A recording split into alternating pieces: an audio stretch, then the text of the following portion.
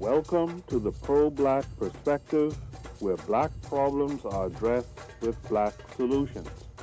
Your host tonight is the author of the Pro-Black Compendium and Zuberi and the Maroons of Ma'at, the Pan-African Nationalist, Oni. Oni, what are we discussing tonight?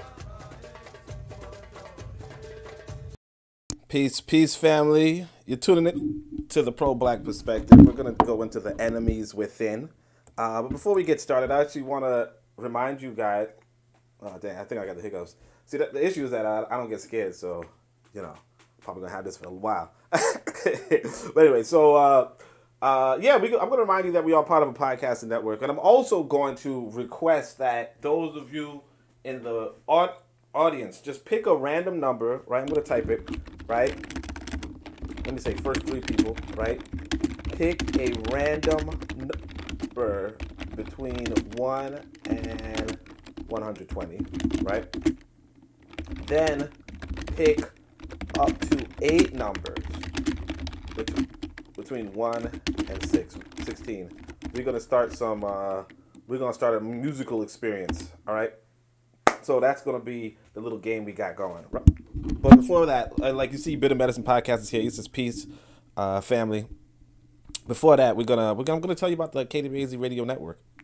All right, let's go.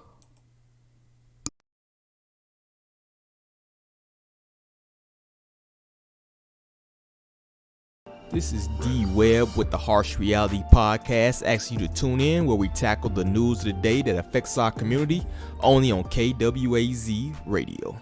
Greetings, everyone. This is Koku from the Bitter Medicine Podcast, inviting you to tune in to the Bitter Medicine Podcast on KWAZ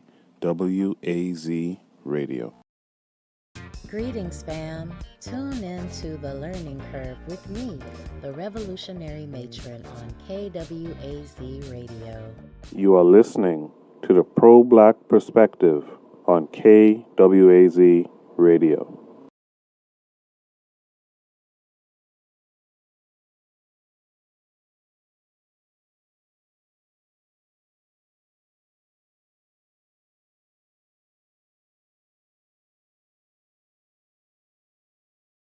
Oh, okay, I was typing in the thing.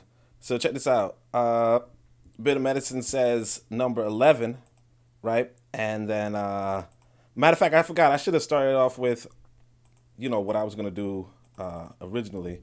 So let's see. We're going to come here. This is my, it's called Cakewalk.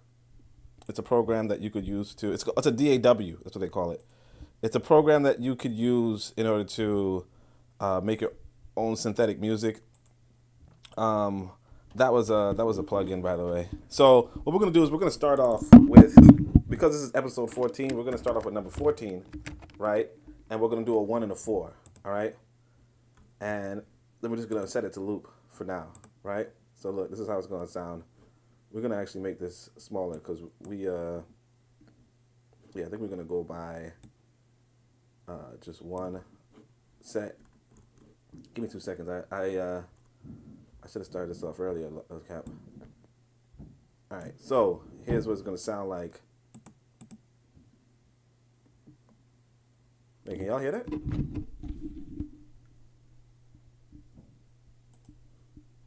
Wait, hold on a second. Let me turn up my volume. Give me 2 seconds. We're just gonna start off with some tunes.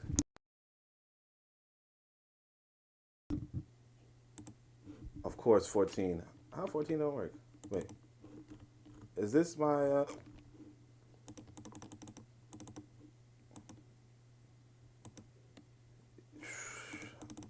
I tell y'all, this is... okay. Okay, I probably got to set up something. So I'll probably set it up a little later. Hold on a second. We're gonna come back to that. Shit. We're gonna come back to that. But anyway, let's it's gonna happen. I just have to I thought it was gonna load my settings from yesterday, and what happens is that maybe I have to load up the settings every time I start the program. But I just thought it was gonna load up automatically. So we're gonna just jump into this while I try to work out a solution for us. All right. Anyway, so that was surprising. Let's go. We're gonna start off with some BANs. What is the BAN of who's the BAN of this week? Let's see. So this might be the BAN of the week. So I say I don't use it's probably not actually. But I said I don't use the N word, but okay. And don't worry, we're gonna get that music going. I mean, we were finna dance. I don't know what happened, but we was finna dance. This is it right here. So this is your typical stuff. You know, you see I got some stuff muted. I probably got Black Twitter muted. Maybe that's why I don't really see too much what's going on. But it says if Black Twitter exits this app, this was right after what's his name?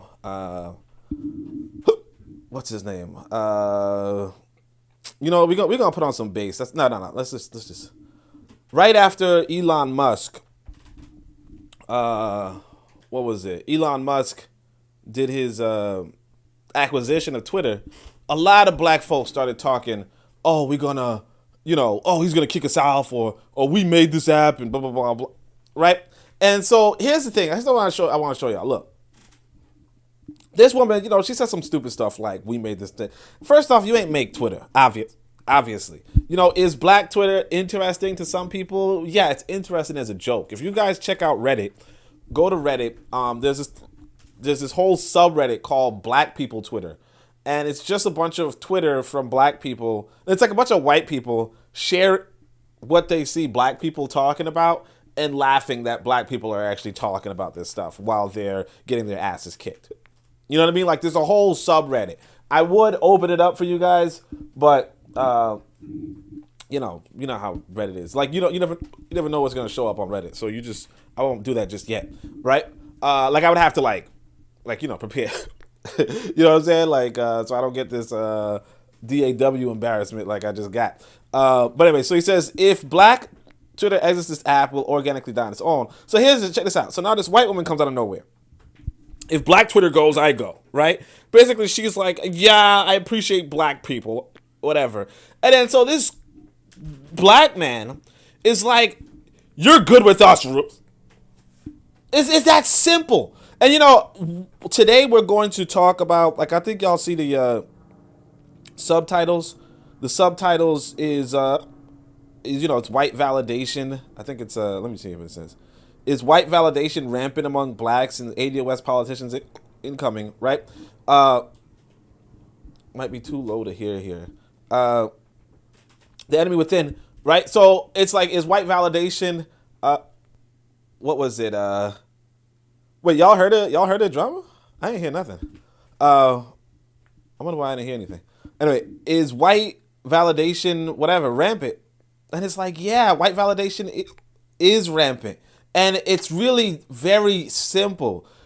Like the whole thing about, hey, recognize Black Twitter, recognize us as the big contributors. Where's our check? So on and so forth. It's like a validation. It's like we're seeking white people to say, hey, yeah, you're important too. You're a part of us as well. Hey, we're family. Hey, we're the same tribe. We were talking about that yesterday on the Bit of Medicine podcast, or they were talking about it yesterday on the Bit of Medicine podcast, about how a lot of people, like say you're trying to convince people. And see, it actually, I didn't get to log on to the Bit of Medicine podcast yesterday. By the way, appreciate everybody out here, Ticum, Lero, Bit of Medicine, obviously, right? But the reason why I say this is that, we were looking at, there was a video shared, probably like the first prompt about how you can't convince people with logic in a sense, right? And the reality that maybe people try to, like the way how people operate is that they operate on a relationship basis as opposed to a logical basis. Or people are convinced by a relationship basis. Basically, it's like, well, my mama's Christian, so my mom's Christian, my grandpa's Christian, so I'm going to be Christian. It just makes sense. Like, why would I try to? And if I, and like one of the resistances for not being Christian, or one of the resistances for staying in America, for instance, is, well, I got to be close to my family.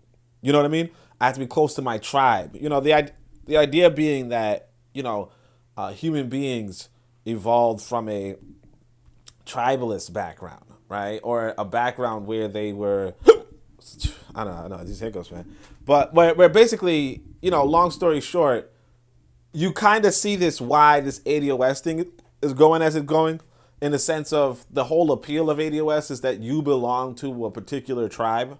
You belong to a particular group. It's not that it's something logical. I mean, like, there's a little bit of logic in, hey, we're owed money. But it's like, the reality is we are a subgroup. And that's what our deeper connection is. Right? So I think that's something that I think is pretty interesting. And so, but you see this too, is that it's very easy. These white folk they had this whole, like, because it was a white person orating it, or, who wrote it at least, right? I think it was a machine orating it or something. But the white person is telling you, hey, we study human psychology, we study group psychology, and we know how to use it. And the way how we're using it, these white folk, like these black folk, if we just simply tell them, hey, we'll go if you go, right? Or we'll go where you go, right? If you give black people that, you give them that, you give them that feeling that they're looking for, that they're searching for, that validation that they're searching for. And again, it is a really deep subject. I'm actually kind of pissed that this thing is not even working. So what I'm going to do is I'm probably going to fix it out. And hopefully we can get something going in the meantime, in between time. But let's see. Because we could also do the piano. Okay, here's this. Let's see. So we have no patch. Okay, so I'm just going to try to bumble clap. All right. I'm just going to try to see, the good news is that I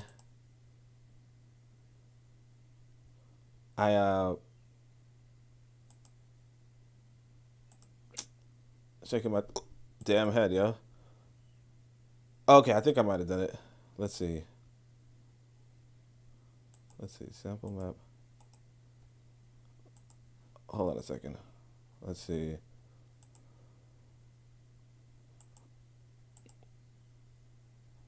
Let's see something. I'm just going to work out something in the background. Just because I was really excited for this music. Why is this music not playing? Oh, did I? My dumb ass. I shouldn't say that, but still. No, it's not that. I thought I turned down the volume for something, but it's not even that.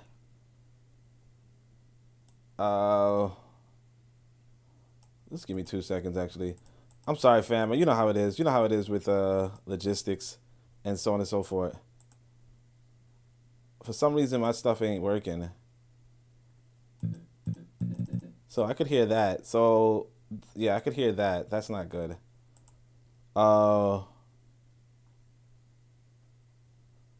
Let me see something.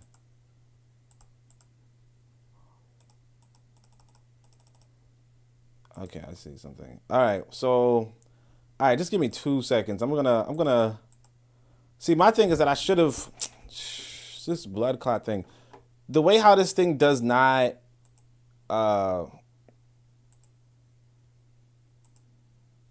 The way how they don't save your information from one computer to the next is kind of low-key.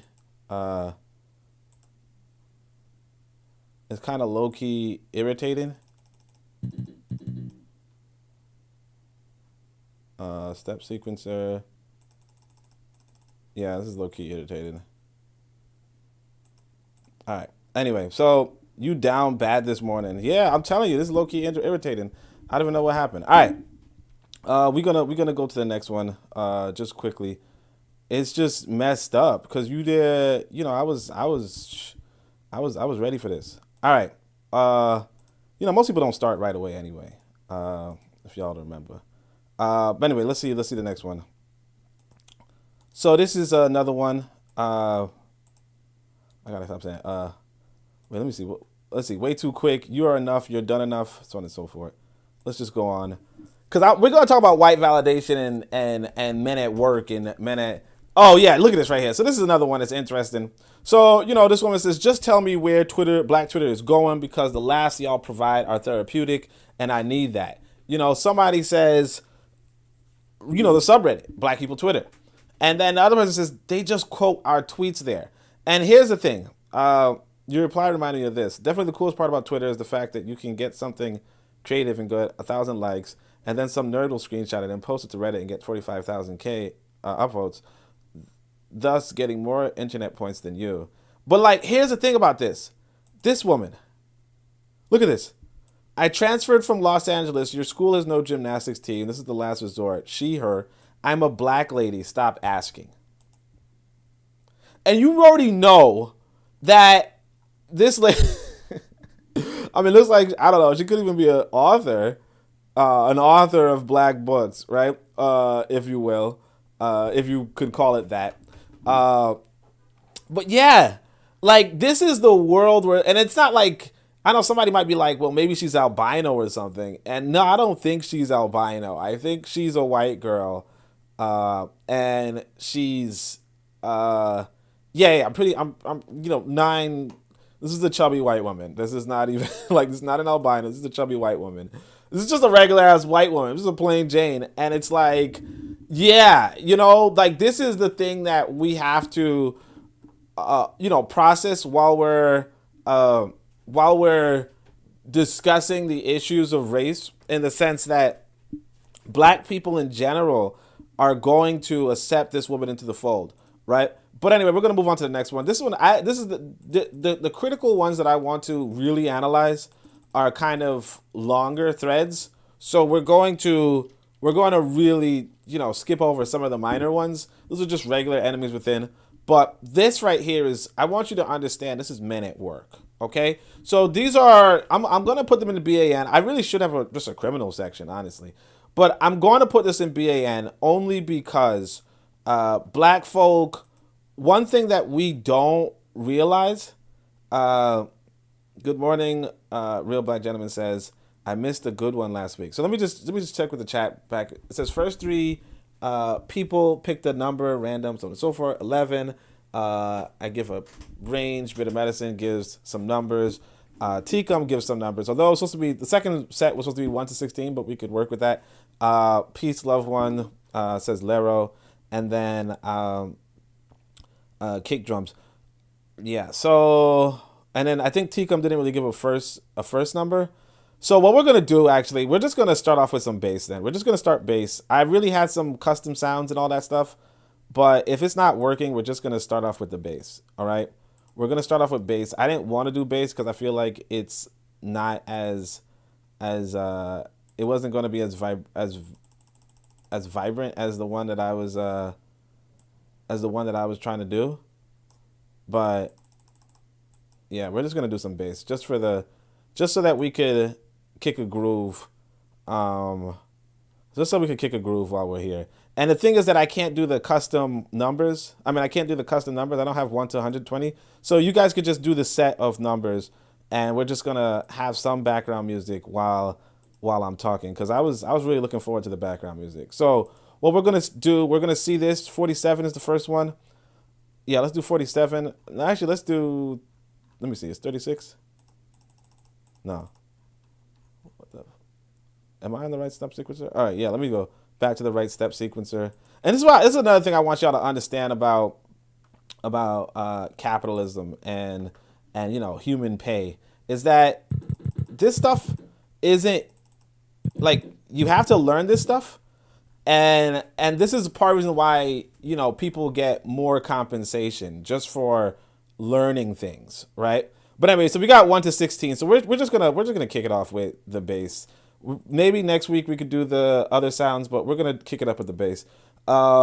Let's see. So Bit of Medicine says 2, 3, 4, 5, 6, 12, 13, 14.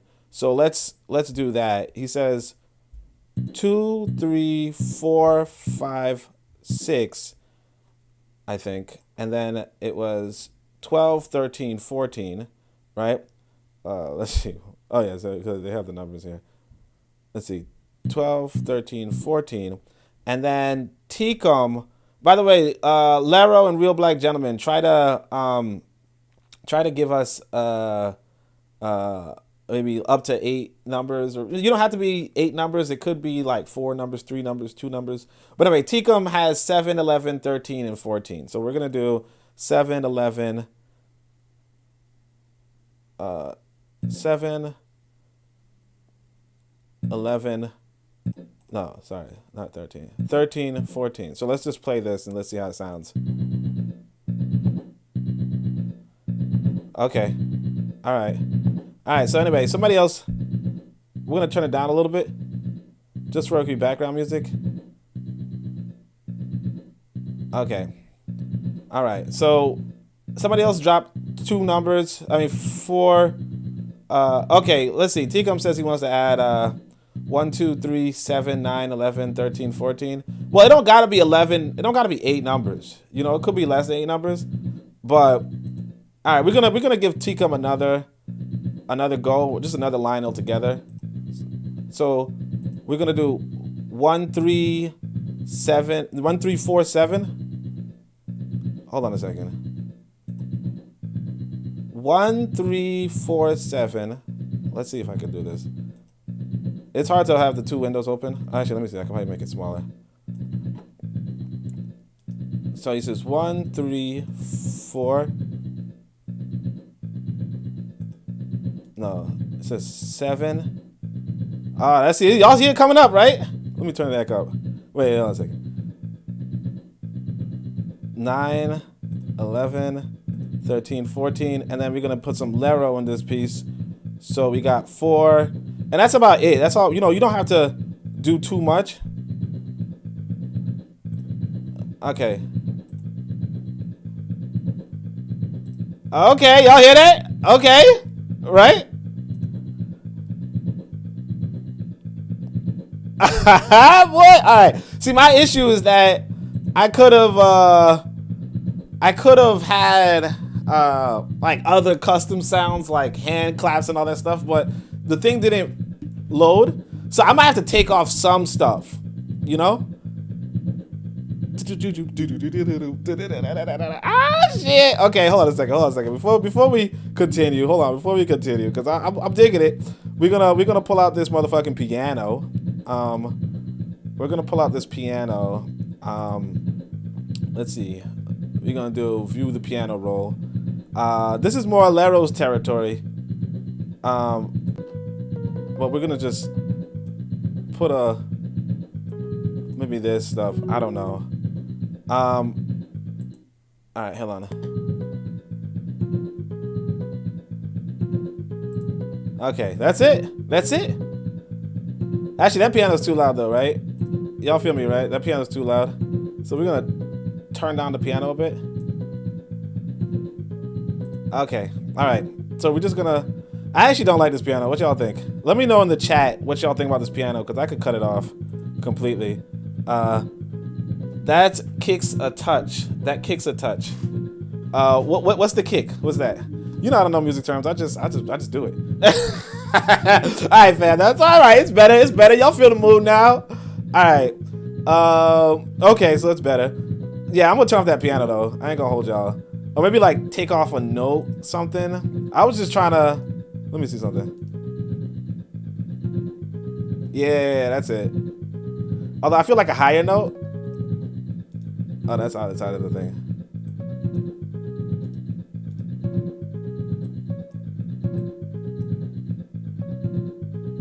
Okay. Yeah, that's it. All right. So anyway, shit,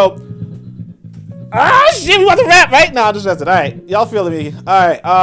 We might want to turn it down a little bit, just because. Oh, let me turn down my my TV. Let me know if it's too loud for you guys, and then I can turn it down for you guys too. 24.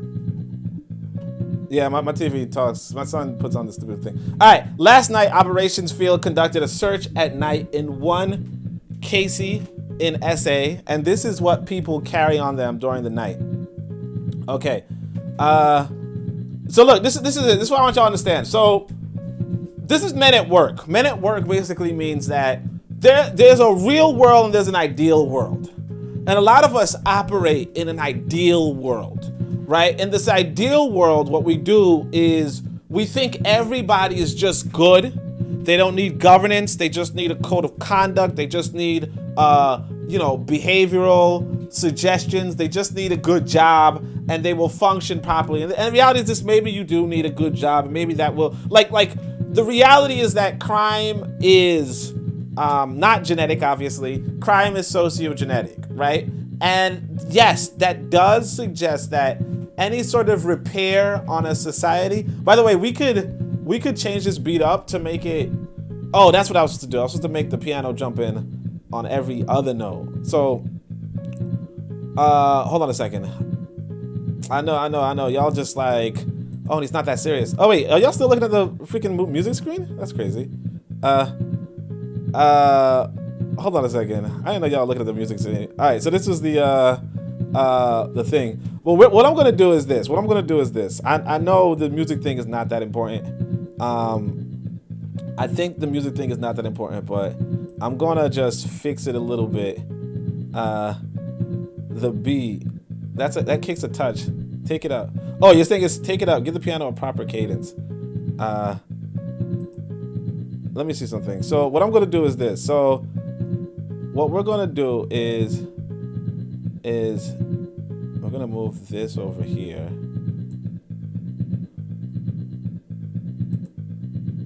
We're gonna turn down this. I think brother's saying that. Oh, sorry, y'all can't see the music editing right now. So what I'm gonna do is I'm gonna just kick it up.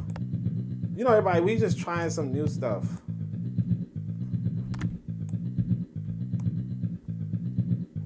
Okay, so what we're gonna do now is do this.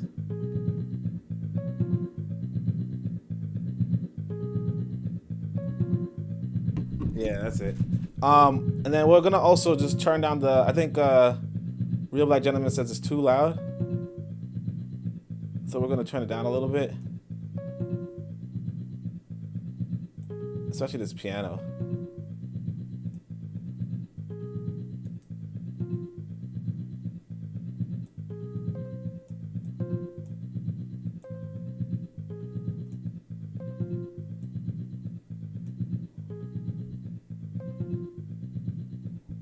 Okay. All right. Anyway, so let's go back to the program.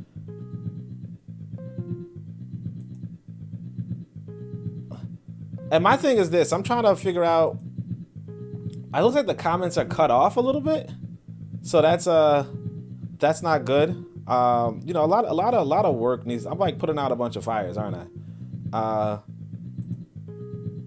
For some reason these YouTube comments on the screen are not showing full length.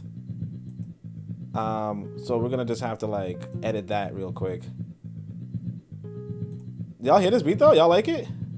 I mean, you know, it was a group effort, obviously. And I'm kind of low-key mad that, let's see. We're going to try to make this height a little bit better.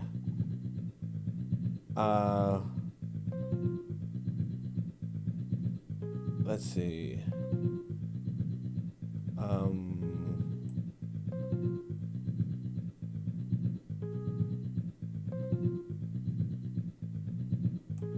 All right, so let's see if that works out. Okay, so what that's gonna do is we just got to do a little bit of editing. It's the beat is solid. All right, so I think that could possibly work out for now. You made the piano part worse though. Yo, we're not all music degree people. All right, I'm just trying to show you that we could put a piano in. All right, here. I was just, you know, if y'all don't know, Lero wants to do like orchestras and stuff. So I was like, hey, why don't you try doing digital? And she's like, nah, I ain't gonna do no digital. But I'm just showing her that digital is not that hard, you know? All right, whatever. I'm gonna take out the freaking piano before I get some. Y'all see how it is though, right? All right, we're just gonna do this. But then I wanted some extra sound. Whatever. The beat's alright. All right. So anyway, let's go back to the program. Oh, y'all not even seeing me editing. I just hate this shit though, boy. It's like you can't switch screens quick enough. Let's see. Hey man, say man, turn that down some. All right, so that kicks the beat. Trying to decipher a time signature for this. The beat, take it up. Given the proper piano cadence. Hey man, say man, turn that down some. Tika, what you hating on my music for? I like the piano down a few notes. Yes, mine are getting cut. The beat is solid. You made the piano part worse though, LOL. I'm just saying sonically, this ain't music theory. We play real instrument sound here. Yeah, I mean, look, you could get real instruments. You just gotta load them. You know, you just gotta download them. Who is Buddy on the screen though? All right. So anyway, so basically, let's go back to the program. So this is just basically, so it says last night operations field conducted a search at night in one KC in South Africa, and this is what people carry on them during the night. So this guy is carrying around this knife and this stick with nails, right? This guy is carrying around this knife. This guy is carrying around this knife, or these two knives, and this guy is carrying around this knife. And so, you know, again, like crime is sociogenic, right? Crime is, I believe, a product of not just your economy, right? But not just your economics, but also, you know, I had this thought out. Oh, like your ethical framework, obviously, among other things, right? The issue here is this, right? That you're going to have some men in any society who are going to use force to increase their economics. You know, I think realistically what happens, and I'm actually picking this up. I haven't read my you know, this economics book too much recently, right? I'm gonna turn on this music a little more. But I haven't read this economics book too much recently. But what's important for us to understand about economics is that black people, what we need to understand about economics is that there are different, like economics is not a science really, right? It's just a system. It's just a negotiated idea for us on how to compensate one another, how to lawfully and legally, like basically it's just an idea of what is lawful in the realm of exchanging goods and services, right? It's not a real science as much as it's a description of how some people want an economy to run. But the reality of the world is that you don't have to go according to what is lawful, or you don't have to go according to any sort of social norms or social reasons. As to say that, you know, usually the way how you make money, if somebody says, hey, how can you make money? You say, well, I can do a business. I can start a business. I can you know, work a job. I could, you know, lease something to somebody else, right? And those are all fine legal ways. And, you know, the theory of economics will tell you that's a good way to do that, right? But the other part of it is that you can get money by holding a knife to somebody's throat. Okay? That's it. You could get money by holding a knife to someone's throat. And in so doing, right? That's it. Like you say, hey, look, either you give me your money or I'm going to gut you. You give me your money or I'm going to hit you with that stick full of nails. And if I hit you with that stick full of nails, right, you are going to be permanently injured. You're going to need medical attention. And so, so another part of what causes crime to go down is just the police presence, honestly, right? Not that you like police, or just a social factor associated with it. But it stands to reason that if young men are going to be like the reality is this, that these men probably don't have nice paying jobs.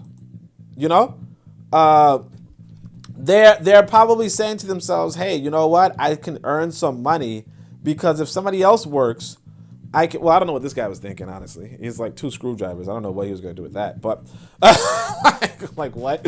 Anyway, but like what it tells you is that, this is how the world really is.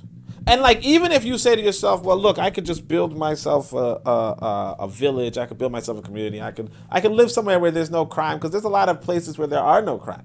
There's a lot of places. There's a Maroon village where they said the last person to have stolen anything was 100 years ago. And I believe that.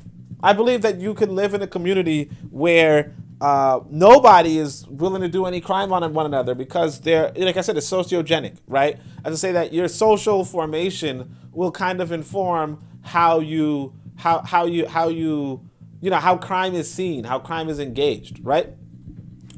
However, even if you do manage that, which is all well and good, the reality is this, that these people, these men, could form a tribe and then attack your tribe. You understand?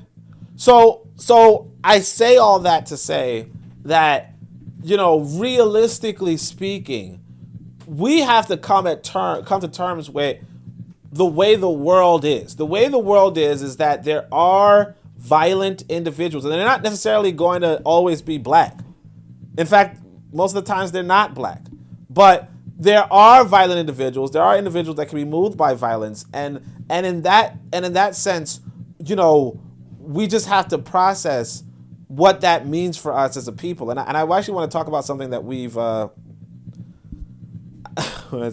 could taste the tetanus. Real Black Gentleman says I could taste the tetanus through the screen. You understand? Shit. Then some gnarly shanks. My goodness. Yeah.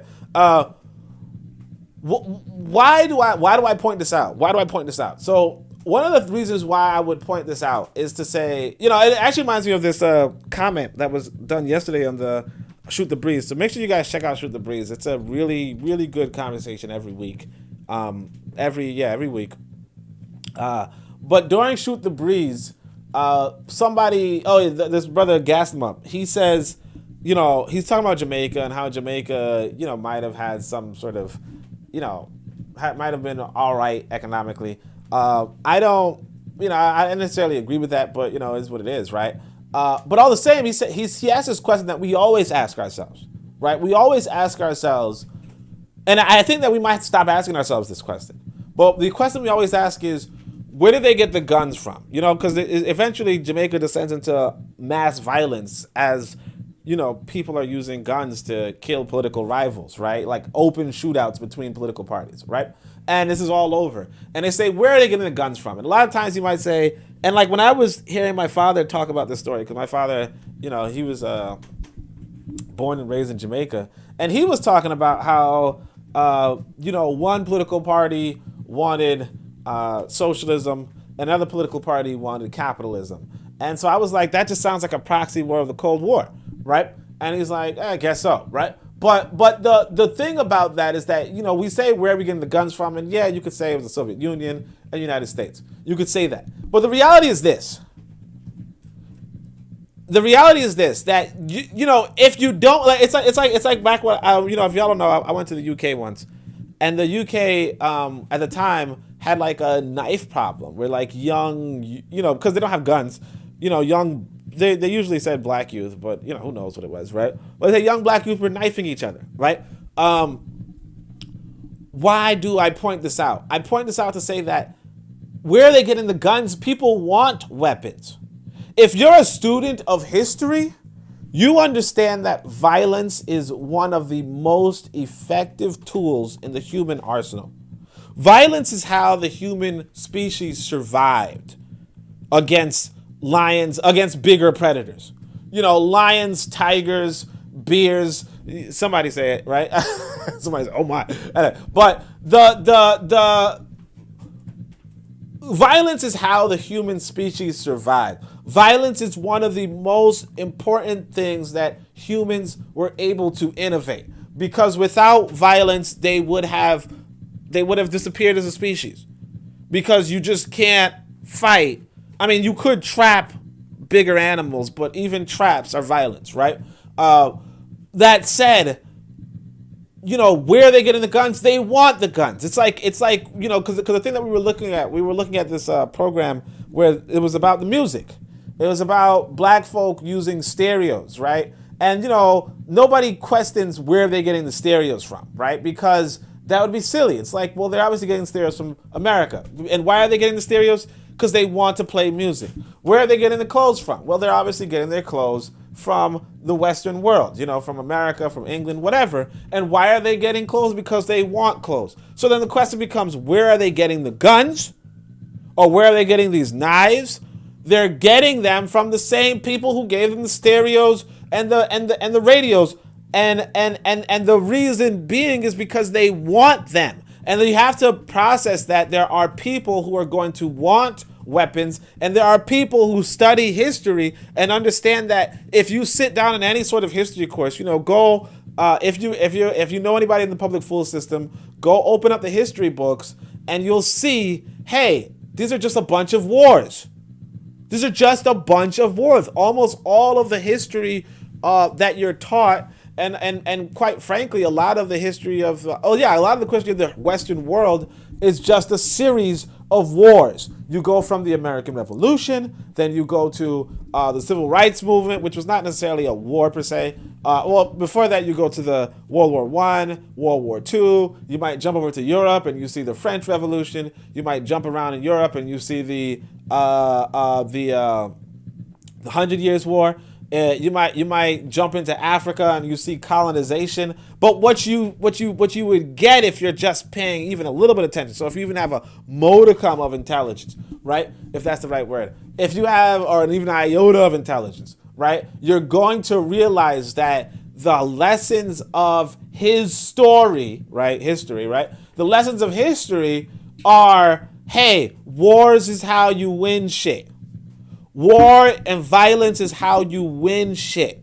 You're going to look at the mafia. You're going to look at this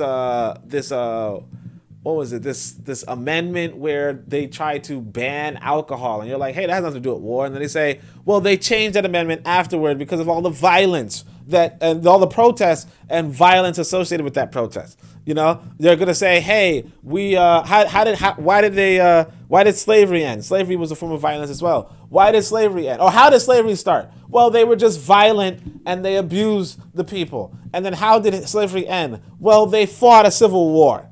And that's how it ended. It's just war after war after war. Sometimes you'll see some documents. Sometimes you'll see this moral appeal. Sometimes you'll see some whatever. But the big understanding that you're going to get from this history study is that war. And so anybody in the Western world, you ask them, well, how do they get these weapons? Who's bringing these weapons to them? And it's like, well, you got to ask the same thing. How are they getting clothes? Like, if you look at this image, right? None of this stuff, like these people, nothing that they are wearing, none of this stuff except for maybe this stick, is made in South Africa. Or not say made in South Africa, made by black people in South Africa. Maybe the nails are, and I'm not saying the knives can't be, or the tape can't be, but a lot of this is manufactured. The clothes, the Adidas hat, this is manufactured. This is a black person who everything is given to him, more or less.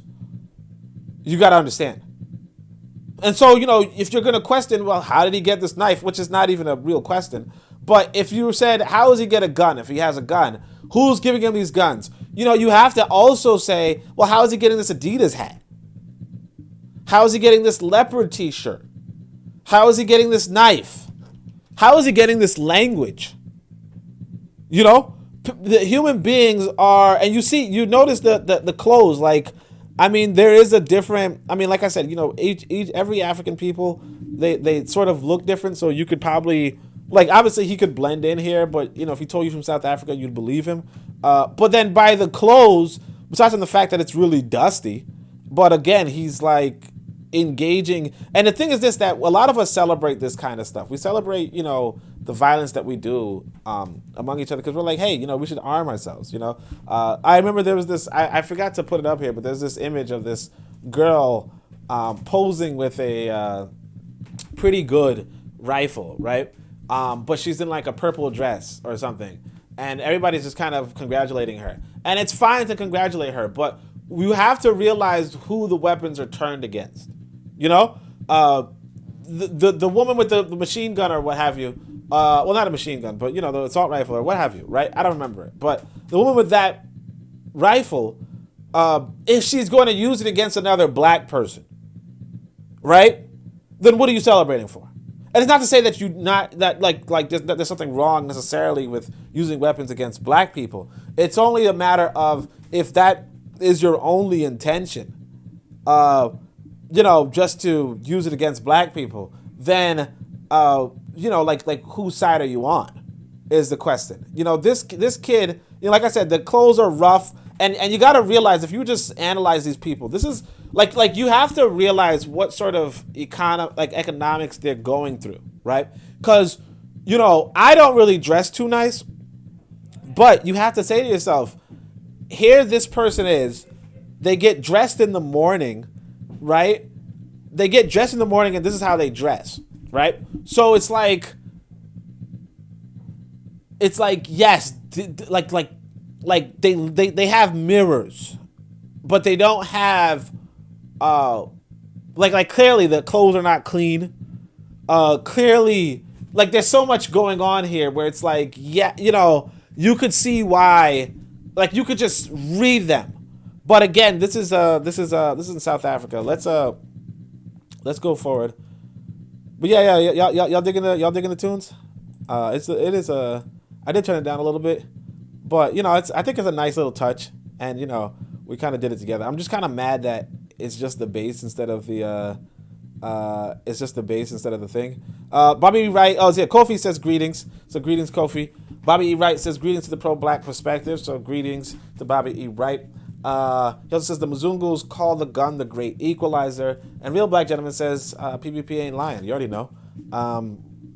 So yeah. By the way, make sure y'all check out the y'all see it on the bottom screen where it says T-shirt Epiphanies. Make sure you guys check out that thing. So then, yeah. So like I said, you have this thing where this guy is, I think, it's an actor or something. I have no idea. I wanted to block him because I kept seeing him, but I said, before I block him, let me show his page post to you guys. I'll probably block him right now. But he's just like, black on black violence is a myth. Oh, look at this. See? Don't tell the Fox viewers that they get a sexual arousal off of that term. I highly recommend this book from the late, great Ms. Wilson. Black on black violence, the psychodynamics of black self-analyzation in service of white domination. So yeah, like me personally, I don't really mess with Ms. Wilson books anymore, but if that's y'all thing, y'all could do that. But like the thing is this, because it's like black on black violence is not a myth. You know what I mean? It is something that you have to come to terms with.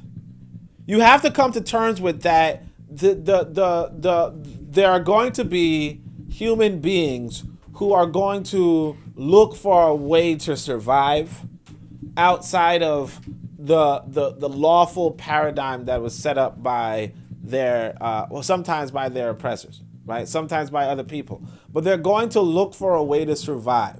If I walk into a dark alley, after coming from the ATM and looking through my what's it called, counting my money as I'm walking into a dark alley, somebody might follow me in there. Why? Because they say to themselves, well, I could either leave that guy alone, and not have any money, or I could definitely stab the guy in the freaking neck and take the money that he had, or I could hold him up. I could hold a gun to his head and say, hey, all that money you're counting, give it to me, and I can earn, let's say if I'm walking with $200, or let's say I'm walking with $400, right? I'm walking with $400. They're like, hey, that's the easiest $400 I could earn. All I got to do is hold a gun to their head and tell them, hey, look, if you don't give me that money, I'll kill you. And then I can just kill them. And it's nothing against it. It's nothing lost, especially inside of a city. In cities, if you know about, there's this sociologist, one of the earlier European sociologists named Durkheim or something like that. And there's this term called anomie, which is basically this idea that, crime is going to be increased in a setting where you don't know people, Like, so in these high density cities where it's very easy to not form relationships, where it's not easy not to know other people, and it kind of goes back to that tribal mentality where it's like, well, what if you have no tribe, right? Well, if you have no tribe, then there's no real social consequence. Because like if, like, say I'm walking into a alley or whatever, right? There's no social consequence because one, I'm not going back to the alley. Well, obviously, if they kill me, I'm not going back. But two, it's like they don't have to go back to the alley. If you want to commit a crime, I'll tell you this. If you want to commit a crime, just don't do it around where you live. Just go somewhere where, hunting grounds, if you will, and then do it, and then come back to where you live, and nobody knows you did it because nobody cares. Because it's, you could be in a city, for instance, and like only like 5 people will know you, or like 5 people will know about your whereabouts. Like right now, how many people know where you are right now? That's the big question. So it's like if nobody really knows about your whereabouts, you can go somewhere, do something, and return to where you are. And only people who know where you are is your mother and your sister. And they don't even know you did a crime unless you were stupid enough to tell them, which is something that some people are stupid enough to do. We're gonna go to the next one. This is Paris Fox 5 CD. Oh, yeah. So this is Men at Work. So check this out. So we're going to turn on this music for a second. We're just going to press this stop button. And then we're going to listen to this video. And actually, this might give me an opportunity to think. So this says, tonight at 10, we spoke to a woman in Greenbelt, Maryland, who came home from vacation to find 2 people lying on her bed inside her apartment. She sent me video of one of the suspects explaining how he broke in and how she can prevent someone else from breaking in. So the dude, it looks like he's with a white woman. Actually, I can't tell, actually, because she doesn't really look at the screen. But it's this black man. And the thing is, again, like, it's not a racial thing. Part of the reason why the people are black is because I like showing black people on this program. I'm probably going to show some white people later. Wait, blood clot. I just realized. I was supposed to have this... I had this other video that, you see, the thing is that the trouble is that this stuff does not save sometimes. But there was a video of these guys stealing a ATM, and I think they were white, Maybe it's going to show up later, but it's supposed to be organized at Men at Work. But anyway, but the reason why I even point this all out is to say that, like you just gotta be realistic. Now, of course, like I said, it's sociogenic. You could build a society that doesn't necessarily have crime like that. But the question becomes, how competent are you in building societies without crime? And that's the competency test that you're gonna have to come to terms with.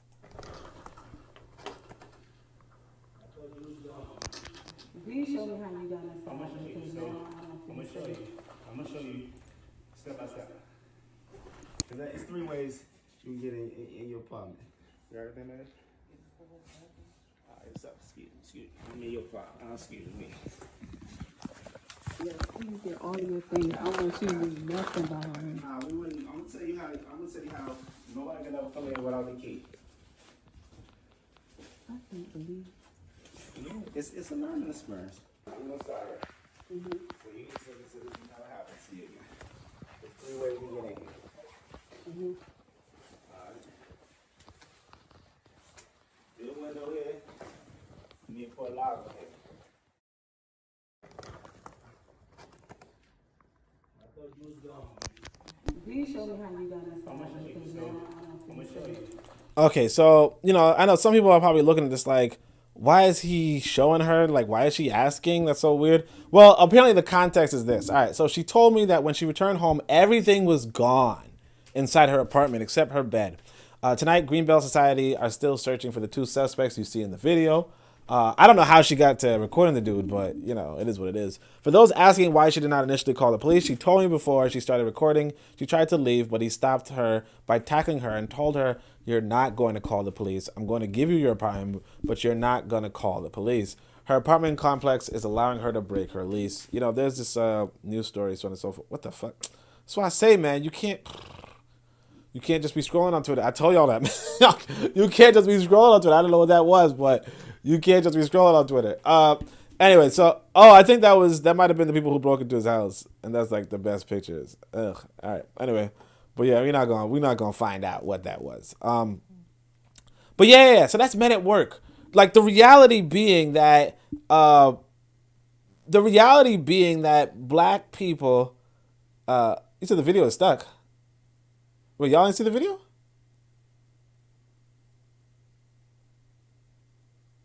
I was hearing the video. Oh, I think because I minimized to mess with the other thing, that it might have not shown. Well, basically, it's just some you know, y'all could click on it later, but basically, it's some old dude walking around telling the woman. Well, he starts off telling the woman how she can secure her home in the future after, you know, I don't know if he stole all her stuff, but after all her stuff is stolen. And that's another thing too to realize. It's like you could leave your home, right? And you're in any area. You could leave your home. People find out that your home is left, is abandoned or whatever, and they go in and take the stuff. Because again, it's like I said with the anime thing, where it's like, well, there's nothing in there. I mean, like who's gonna catch you? You know, nobody knows you. It's like, it's different when you're like in a small community. If you're like in a community of like 20 families, right? People kind of know, you know, all the young people. They know all the, you know what I mean? Like, and like if you like, you know, it's like let's say if you steal somebody's shirt or something, and then you walking around in their shirt in the same neighborhood, it's like, yo, where'd you get that shirt from? Oh, well, you know, I bought it. Yeah, how'd you buy it? I lost the same, you know. Then it's just like, you get it, right? Well, then it's different where it's like, you know, you walk outside and somebody could be wearing your stolen shirt, but the reality is that they're, you know, like, I don't know, like they're in another part of the city. So it doesn't even matter. It's like right now, like people in Brownsville don't know what people in Bed-Stuy are doing. You know? Like we just don't know because it's so far away. And the reality is that it's just you just hop on the bus, hop on the train, and you're in a different part of the city where nobody knows you. You know, where it's just a rarity for somebody to even recognize you. Like right now, I could, like, even when I go to the supermarket, like I don't recognize, like I can go to this grocery store to get food. I can probably go every week. I don't recognize anybody there. You know? Like, eventually, I did start recognizing the people who work there, but beyond the people who work there, I don't recognize any of the shoppers, any of the patrons. None of the patrons recognize me.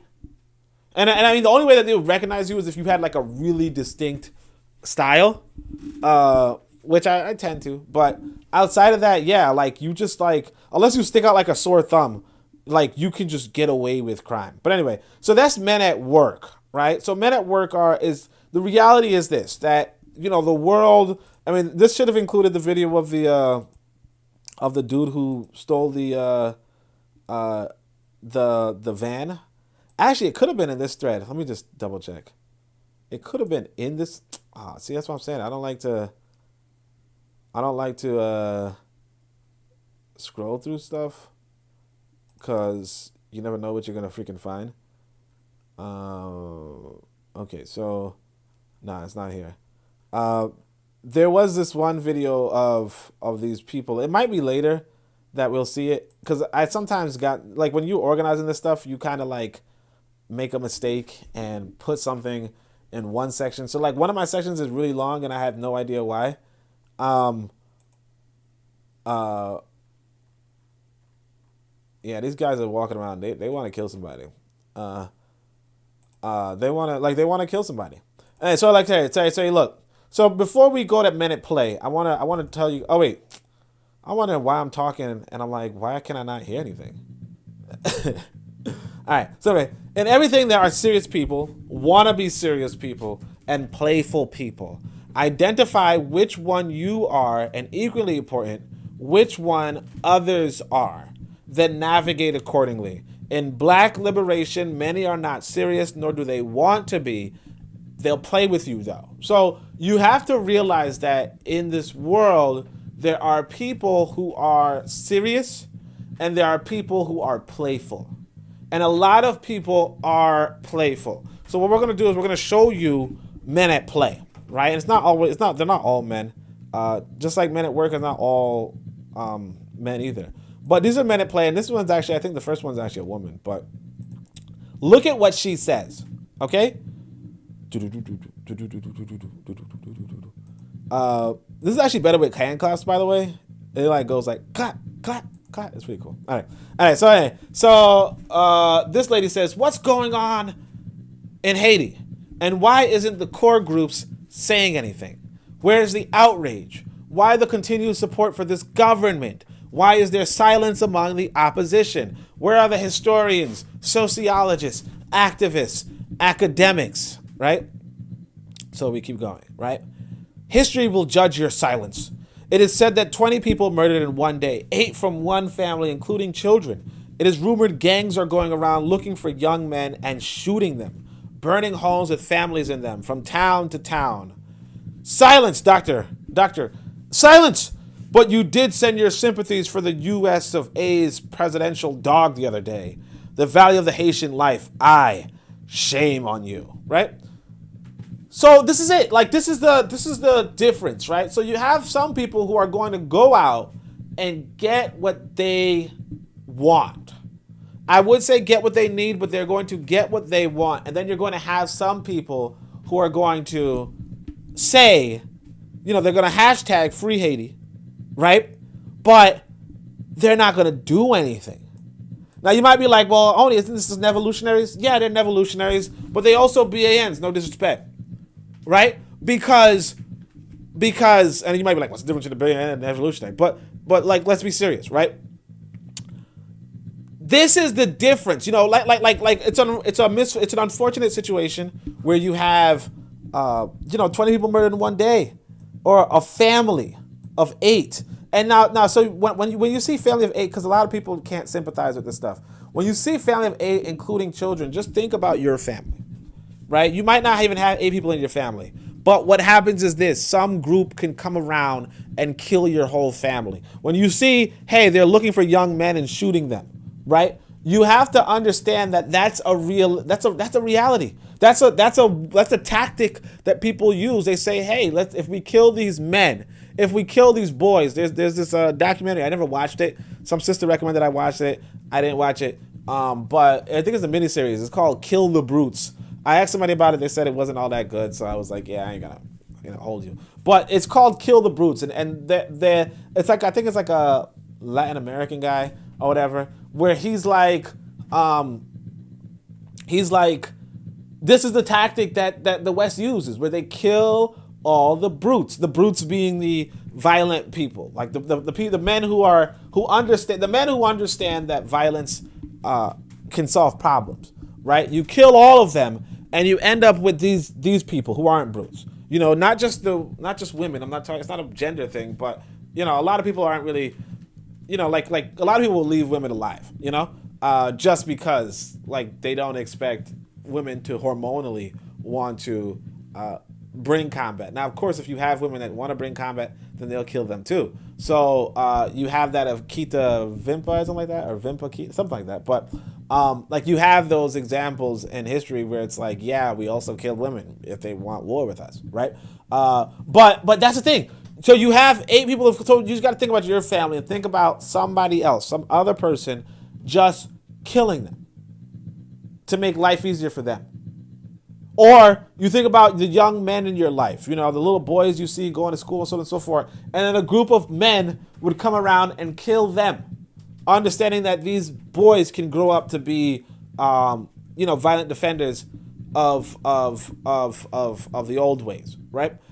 This is, here's the issue. The issue is not so much, but this is where I come back to this reality versus ideality. And that's one of the things that I really stress among my literature or just among, this brand of Pan-African nationalism that I particularly espouse is that I try to be realistic. Because this here, right here, this commentary right here is very well received. Maybe you don't see that many tweets and retweets, and that's fine, right? But it's very well received. This is how we like to talk. We like to say, where's the outrage? Why is nobody doing anything? Why is nobody helping us? Blah, blah. And it's like, because you're supposed to help yourself. And helping yourself includes arming yourself. Because, you see, and this is where it comes into where you say, well, then how are we better than the gangs? Why would you think you're better than the gangs? You're clearly lower than them if they're the ones kicking your ass. If they're murdering your family, if they're killing 20 of your people a day, then how are you better than them? Because at the end of the day, that's 20 lives lost because you decided you wanted to take the moral high ground. And the moral high ground put 20 of your people below ground. It's not about like there's no like, and that's what I'm saying. Like there's a misunderstanding among what the moral high ground is. Like I said, one of the things y'all got to do is you got to go get the Book of Power because this is an essay on Ma'at. A lot of people don't understand Ma'at. This before, back when I used to advertise this book more heavily, I just said this is the only book you're going to get that makes you understand Ma'at. Okay? But when you talk about Ma'at, the most important thing that you have to understand about Ma'at is that Ma'at is really about warfare. It's really about combat. It's really about war. But of course, if you don't read the essay, and actually I think the essay is available for free on the review, so you could on the preview, so you could actually read that essay just by clicking around in the description. So y'all see the little ticker coming across, or look in the description and you see the Discord. You go to the free book section, and you grab the preview. It says free books and previews. You grab the preview to the Book of Power, and when you go there, you can see this Ma'at essay, and I'm telling you, you're going to understand warfare a lot better because you can't, there's the moral high ground is to be better prepared at war. It's not to, plead for somebody else to come in and save you. Because the reality is this, that they're going to kill another 20 people. The only thing that's going to stop a bunch of killers is killers. You understand? Either killers or you have to buy them off. But they're not just going to go away. You're not going to be able to scream them away. Hey, go away, stop shooting me. Yeah, okay. I've seen killers, oh, come on. The things I've seen, yeah. Let's keep going, though. By the way, how y'all appreciating the thing? I really wanted to fix this stupid audio, but I guess I can't. So, look, there's another one. This is Man at Play. Y'all ain't see real pat holes till you come to Baltimore. I don't know how y'all say Baltimore in Baltimore. Hey, Baltimore. Some shit like that. But this is what I'm saying. Black folk do not want to solve their own problems. They're waiting for somebody else to. This is a man.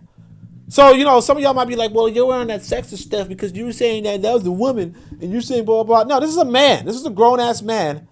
And he's like, yo, look, we have potholes in our street. And see, we have potholes in our street and nobody's fixing them. And a lot of people are going to complain and be like, why is nobody fixing their potholes? Blah, blah, blah, blah, blah, right? Why is nobody fixing their potholes and blah, blah, blah. But that's the world we're in. Oh, shit. Somebody said Nigeria enters the chat. Somebody said potholes damn near shaped like Africa as a tribute. But this is the thing that you got to realize. This is Men at Play, where it's like, who's going to fix this pothole? Now, I'm going to give y'all I'm going to say that realistically speaking, in America, it makes a lot of sense not to fix your own potholes. Because, you're paying taxes and all that kind of stuff. The only issue is that nobody cares about your community. In fact, I'm going to do something unusual. I'm going to actually quote an Asian later, right? And this Asian is going to break down how nobody cares about these freaking Asians neither. These white folk don't care about you. This is why it don't make much sense for you to be living among them. Like, it don't make much sense for you to pay taxes to a people who don't care about you. You know what I mean?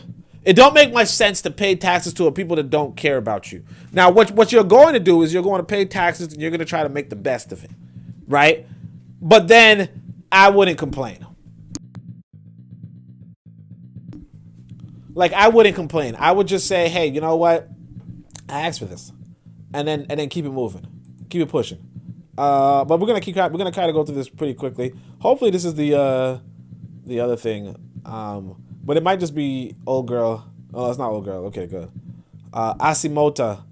So this is it. Oh, what? This is it? Oh, okay. Yeah. This is one of them.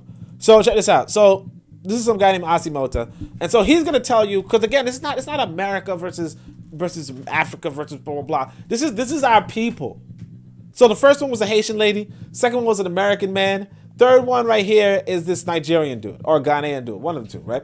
He's like, look here, I live in a state where people have almost all exotic cars imaginable, but many of them don't pay the HOA dues to run the estate. Now, I don't know what the HOA dues are. I don't really care, but probably like housing something, who knows? I don't have an estate, right? Anyway, democracy is idealistic, but not efficient. I now understand why autocratic governments are common in Africa. Most people are basically selfish, right? Now, again, this is a black person, pretty large audience, no less. 220,000. For reference, I got 2,000 followers, right? So he goes, we had a 13-hour water outage overnight. I told my wife that the thing people will start doing is drill private boreholes, as conditioning everyone to pay for shared facilities will put people who need the services the most at disadvantage. If I can't trust you, I'll do mine. This is how Nigeria went to shit and how most African countries will end up eventually if we don't take governance, coordination, and social responsibility seriously. Collecting money and running estates properly is a startup opportunity as well. Many of our inefficiencies too. I told my wife, who was an estate treasurer, that allowing people to use their own initiative never works for things like this, as most people will always want to game any system and get what they can for free. It is why the wealthy pay the least taxes globally. Taxation, and by the way, wealthy do not pay the least taxes globally. They actually pay the most. They just pay the lower. They tend to pay a lower percentage, or they try to pay the lower percentage, but they don't actually pay less taxes, or the lowest amount of taxes. Most taxes come from the wealthy. But anyway.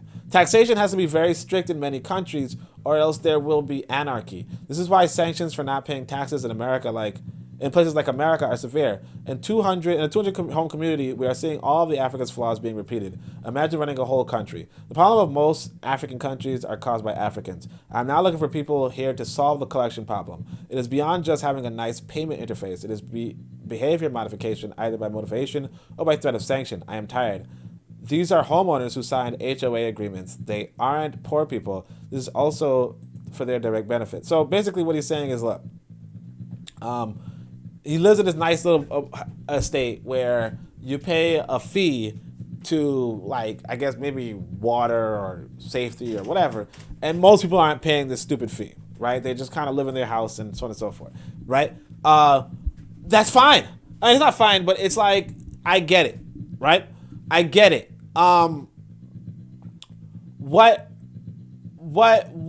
I point that out is to say, well, one, it's like, first off, I want to make sure people pick up on how he has this negative tone in regards to African people or black people in general.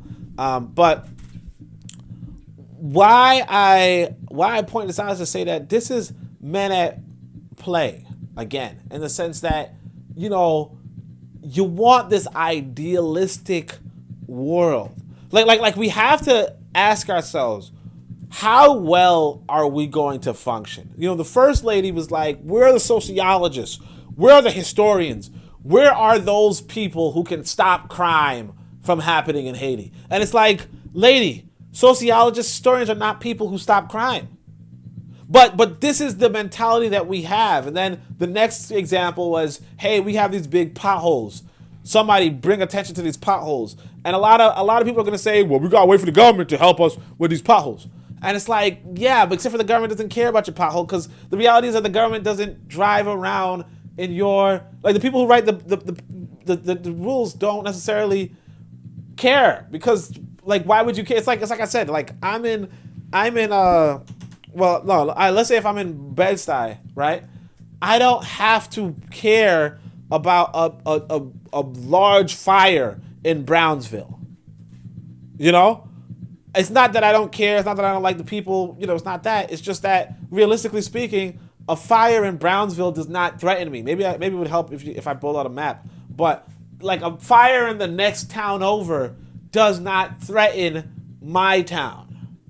And that's the thing about the human experience, is that, you know, maybe if you know people in the other town, you might be like, oh shit, what's going on, right? But if you have no idea, you know, and this is one of the things that when I was younger, it was something that, you know, Westerners, because, you know, I guess I grew up as a Westerner, right? Westerners are conditioned to understand where it's like, hey, if there's a button you could press that kills so many people but gives you money, right? They kill so many people in India, but it gives you money, would you press the button? And it's like, a lot of people are like, yeah, like where's fucking, like, you know, when you're young, you don't even know where India is. You know what I'm saying? You know what I'm saying? But it's like a real human notion of, well, I don't even know those people. You know? This thing right here, it's like you live in a bunch of estates. Like, for instance, if I'm living in an estate, I don't really care about my neighbors. I just want to have a nice looking house. I don't care about my neighbors. You know, this is different from a community. And this is another thing that we have to also process, is that to what extent are we trying to build communities versus are we trying to build neighborhoods? You know, this brother was telling me that the reason why black people call neighborhoods hoods is because he said nobody's neighborly. You know what I mean? So realistically, and that's another thing that I want y'all to pick up on, and we're actually going to talk about that a little later, where in communities, when communities, you do want to have social events. And we actually talked about this, they talked about this yesterday in the Bit of Medicine podcast on the Shoot the Breeds, where the dude was saying that if you eat with somebody else, if you have dinner with somebody else, you might be able to come to terms with them more readily than if you never really eat with them. So, you know, it really is something that we should do, is to say that we should try to figure out how to infuse a community, how to have community events. And that's going to come into the conversation on religion. And we're going to do that in a little, you know, later. But let's see. Bit of Medicine podcast says, yeah, we will have to contend with the streets harshly at some soon point. Yeah. I mean, my thing is this, that like the streets, like I'm just going to go somewhere else. Like, you know what I mean? Like if y'all want to do what y'all want to do, y'all can do it. You know what I mean? Bobby Wright says revolutionaries. He's laughing about that. Yeah, I didn't actually make it up though. That's the only problem. But it's a good. I like the frames. Real Black Gentleman says the Klan did the same thing. I don't know what the Klan did, but you know the Klan knows what it's doing. The Klan knows what it's doing. You know, like again, they had social events. You know, they could have had cross burnings or what have you. They had social events, so it's not like it's not a thing to have social events. You know. All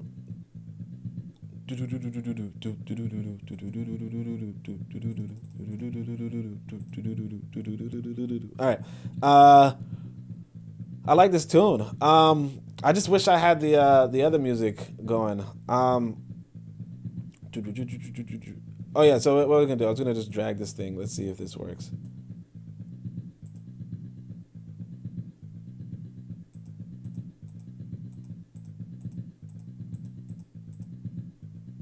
All right. All right. So anyway, so let's go to the next program. Let's see what's going on. I was just playing around with this thing. So look, I say most humans. So this is the thing I want you to understand. This is just a little basic thing. Most humans are underproductive. Realistically, what you want to do is coordinate and overcompensate the overproductive. And I think that's one of the concepts. I'm actually liking the fact that I can have economics discussions with these comrades, because it makes you realize how wrong they are, and then you can better against them. What you got to realize is that most people, so like basically inside this situation where a few people are like people are not holding their weight, not pulling their weight, but some people want to pull their weight, you would actually overcompensate the people pulling their weight. You know, one of the things that we try to do is we try to compensate everybody equally, or we try to compensate in proportion to the labor. But actually, you don't want to compensate in proportion to the labor. You want to overcompensate. That way, people will actually do what you want them to do, right? So anyway, this is y'all already know who Mary Copley is. So basically, this is Little Miss Flint. I don't understand fully. Allegedly, Flint, Michigan is still doesn't have clean water. I thought it did, so I don't really know what's going on. But she goes, this is the lady who's always about, we need Flint, Michigan. She goes, $44 billion to buy Twitter? But I can't even hit $1 million to help those around the nation get clean water with my filter, right? So basically, she's that little girl. There was another picture of her where she used to be a little girl, and now she's not as much a little. Oh, yeah, I think this is it right here. So yeah, they put her on the world, and she's like, Flint, Michigan has not been without clean water since April 24, 2014. And now she's like, Flint, Michigan has been without clean water since April 24, 2014. And she's been doing the same thing over and over again. And that's it. That's just how life is. And it's like, this is the issue. It's like, you know, you could put your daughter out in front of millions of people. She gets 143,700 followers. You can put your daughter out in front of millions of people and all that. And the reality is that that's not going to build the infrastructure, the engineering marvel, in order to get these people clean water. And, you know, Bit of Medicine podcast had a podcast a long time back where he was like, hey, why don't some black people just get up and clean the fucking water? Right? But we don't. And you know, it is what it is. Life goes on, and the girl is still struggling with this one issue, and nothing happens. Nothing comes from it. Right? So we got another image. You know, shout out to the little girl though, doing her thing. This is another one. So look at this. So this is the same pothole from before, and this is some guy, DeJoni.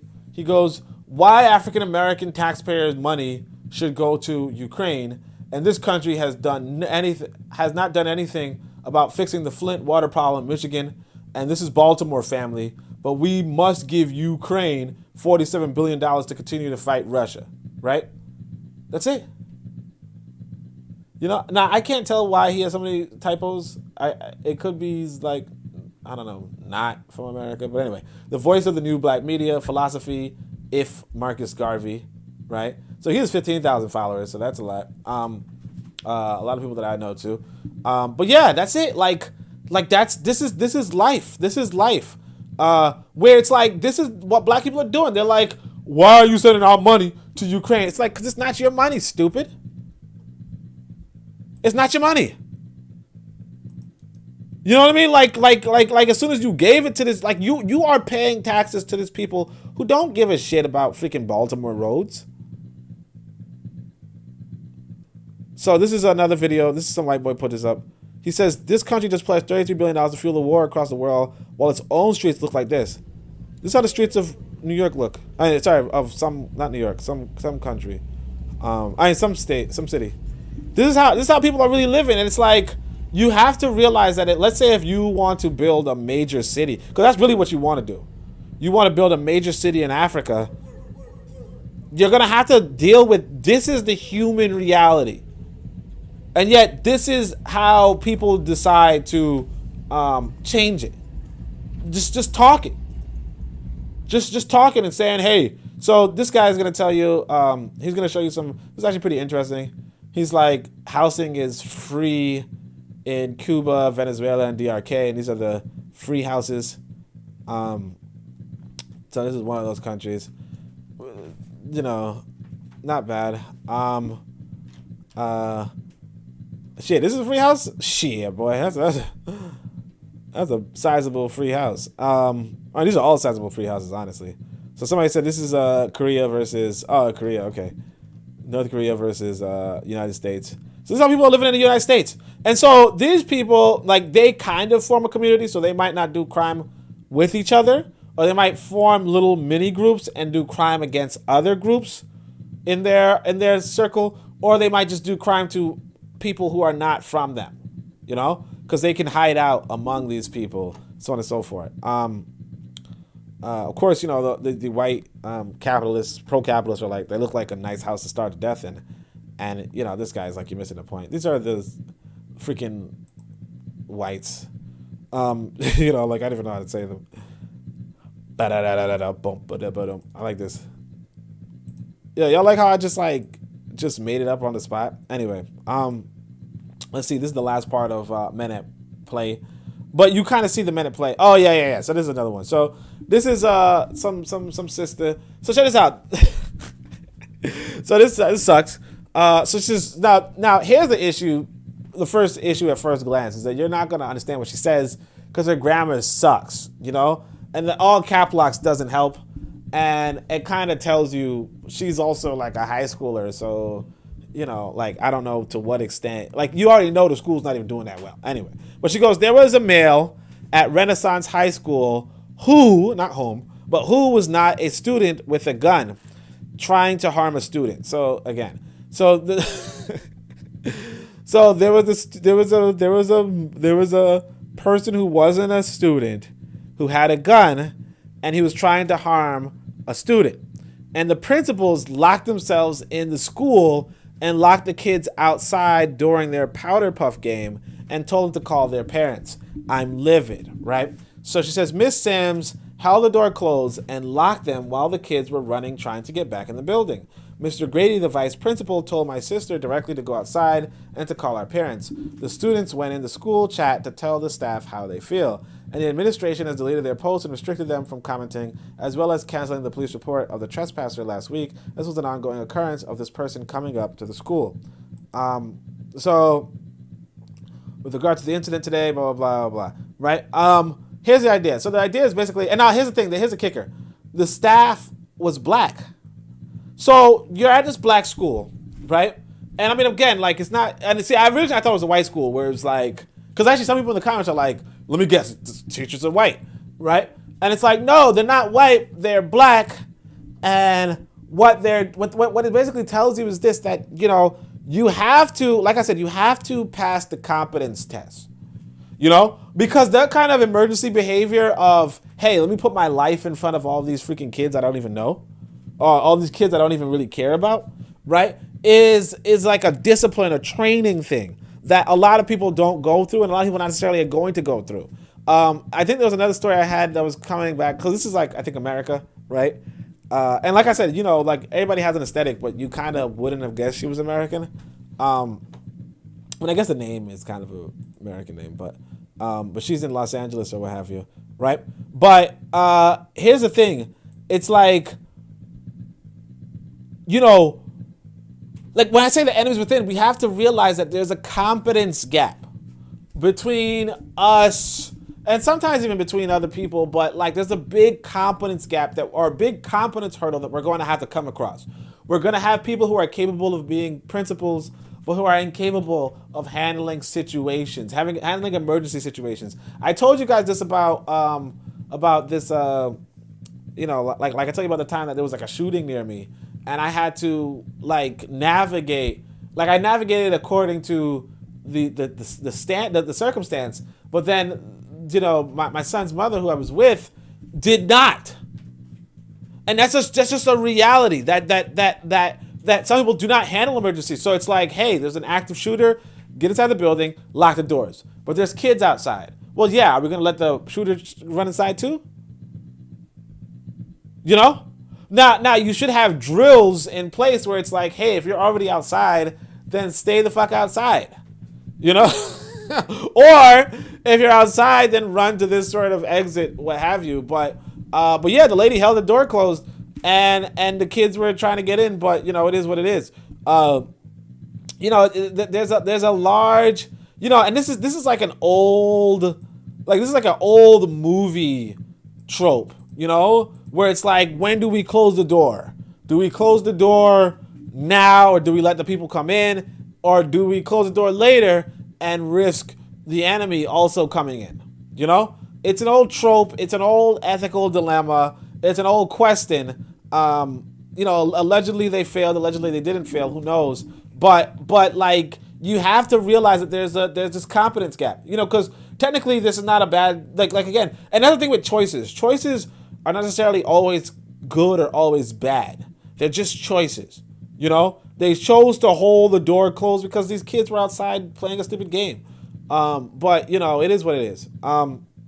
We actually move on from there, and we can go to the next one. But let me see how the chat's looking. I just kind of wish I had the time to fix this audio, but it is what it is. How's everybody doing? Y'all liking the chat box on the right? I think it's pretty cool. You could just type a message in, and then you can see it on the screen. Let's keep going. Damn, I spent a lot of time on that one freaking prompt. We're gonna try to go a little faster, all right? Let's go. So this is the Bugs Bunny graphic, but for like Black America. So this is basically gonna be the ADOS politicians, because this is pretty interesting.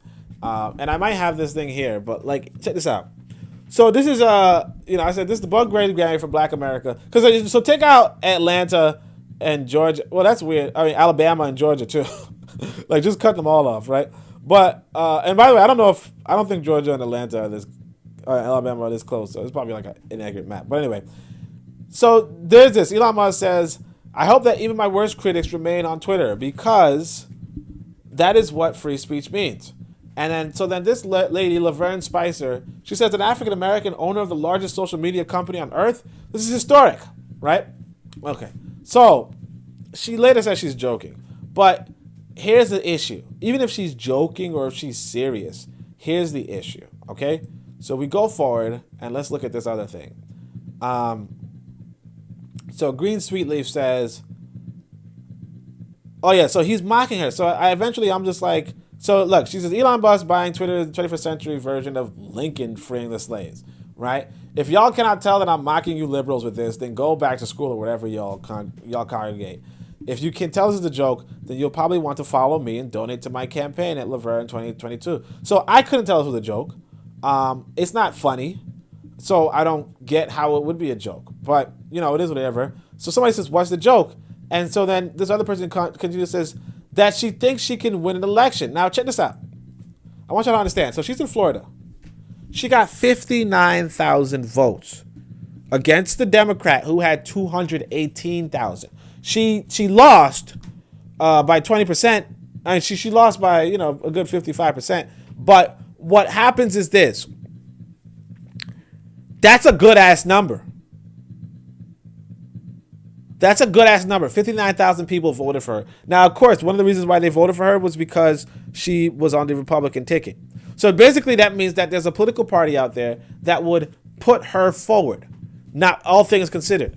Now, and the Democrats just have a bigger budget and so on and so forth, and they won. That's all well and good. But the fact that she's a politician, that should probably scare somebody. Well, not necessarily scare somebody. Yeah, actually, I think my hiccups went away, so maybe I got scared. Now, check this out. You say to yourself, and this is how it goes back to the competence gap that we have, right? Check this out. Democrats, so this is it. Democrats have left communities like mine to rot. For the past 20 years, I've been feeding the people that politicians have let starve. I'm stepping up, running for Congress in Florida, District 24, because it's time for we the people to take back our communities. Now, understand this, okay? So we're going to turn off the music for a second.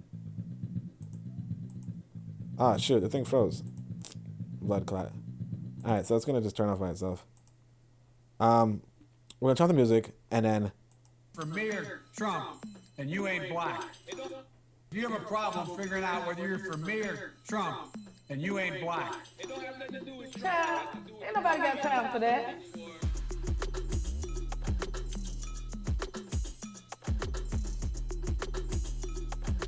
Hi, I'm Laverne Spicer, and I'm running for Congress right here in South Florida. I put the spice in Spicer, whether in the hood or the house.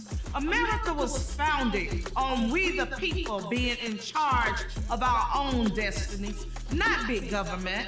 Joe Biden said, Black folks don't know how to use the internet. Well, this is my phone.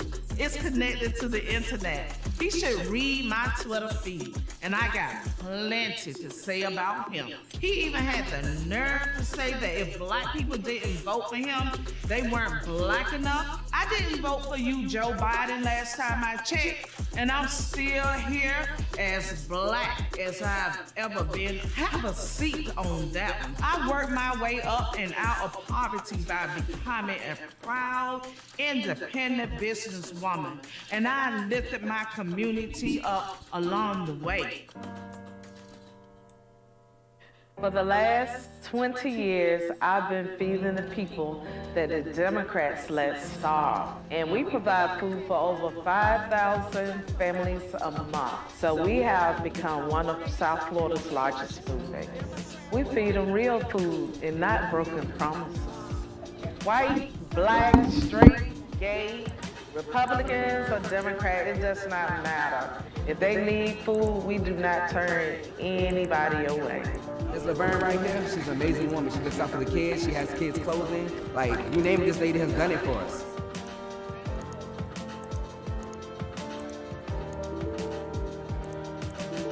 Yes, I'm a Republican, and all that means is that I don't think the government should be running our lives. I think we should be doing that. An 80-year-old white man who has been in government his whole entire life does not know what's best for our community. We do. We need to create generational wealth, get crime out of our communities, and give our children the skills to thrive. And America, unified, can never be divided.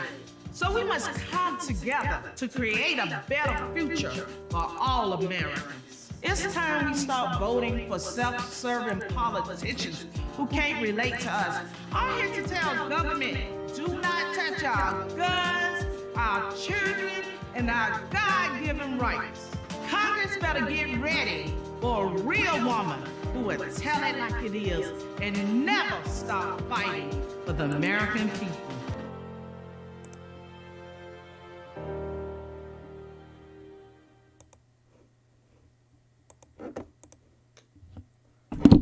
Oh, okay. Yeah, so, yeah, this is a real politician. This is a real politician. And let me see how the chat's going.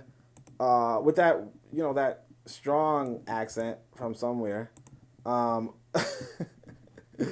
don't know where the accent's from, but it's not, like, it don't even sound right. But this is a real politician. And you might say to yourself, well, that ain't nothing. But again, 60,000 people voted for her. And it doesn't really even stop there. It doesn't even stop there. What I'm going to do is, let me just see if I could,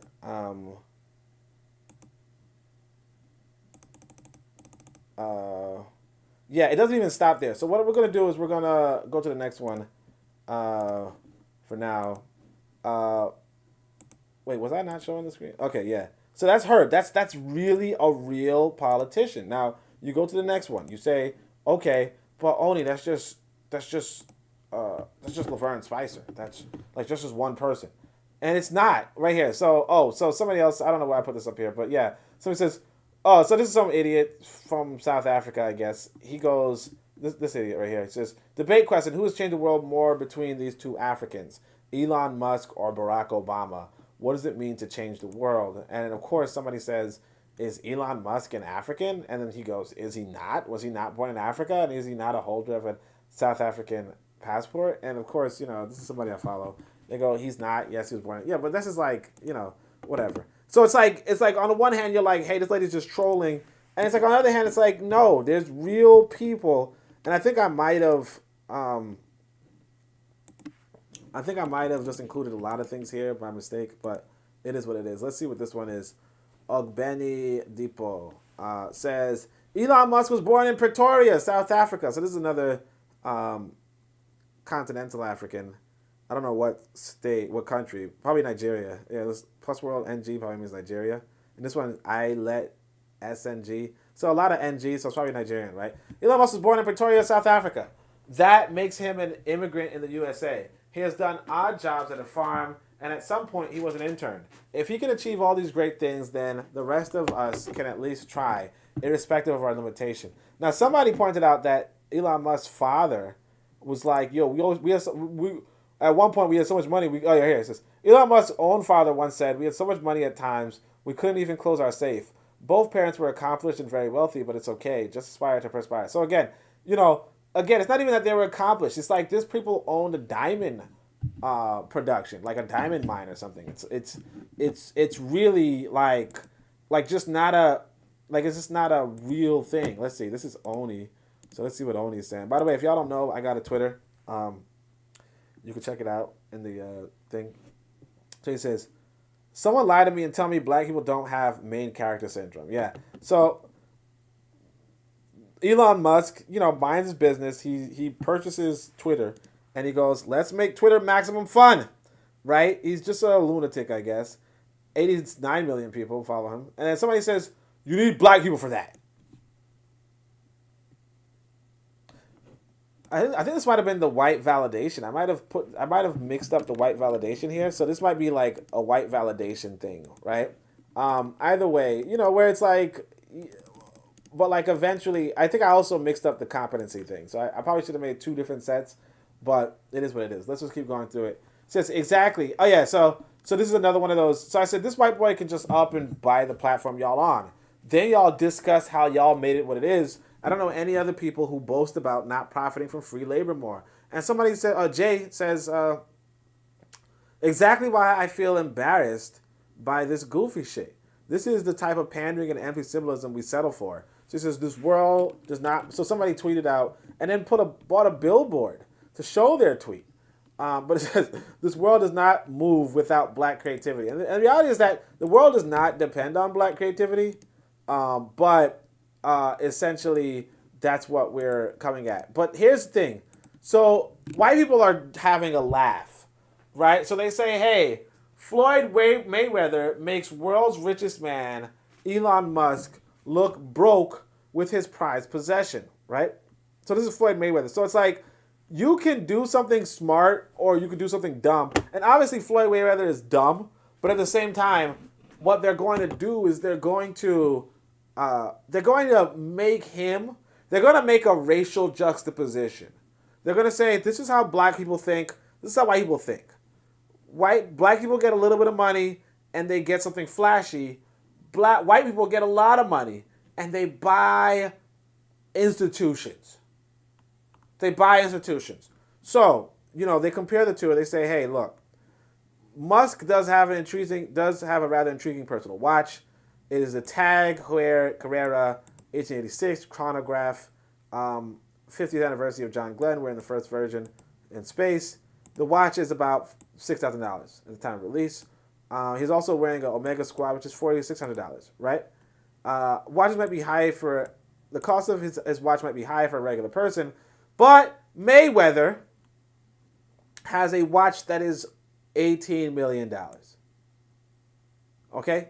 So he has an $18 million watch. And so like they juxtapose the two because one of them is obviously the richest person in the world. The other one's just a boxer, who has his faculties no less. But he's just a boxer. And they say to themselves, and it comes back to the competency test of like, well, what is it that we're really striving for? What is it that we're really striving for? Of course, I mixed up my topic, so it doesn't really seem too organized, so we're just going to hit forward. But what is it that we're striving for?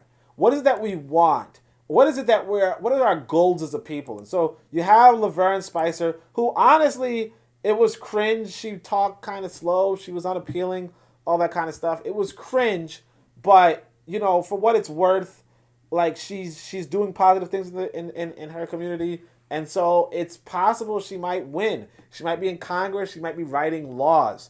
And she might write laws against black immigrants, or maybe not. Who knows? But here's this example. Look at this. This is another guy. And we have to ask ourselves, what is the best that we offer? Because these are viable candidates. Check this out. Oh, I can't hear. South Carolina,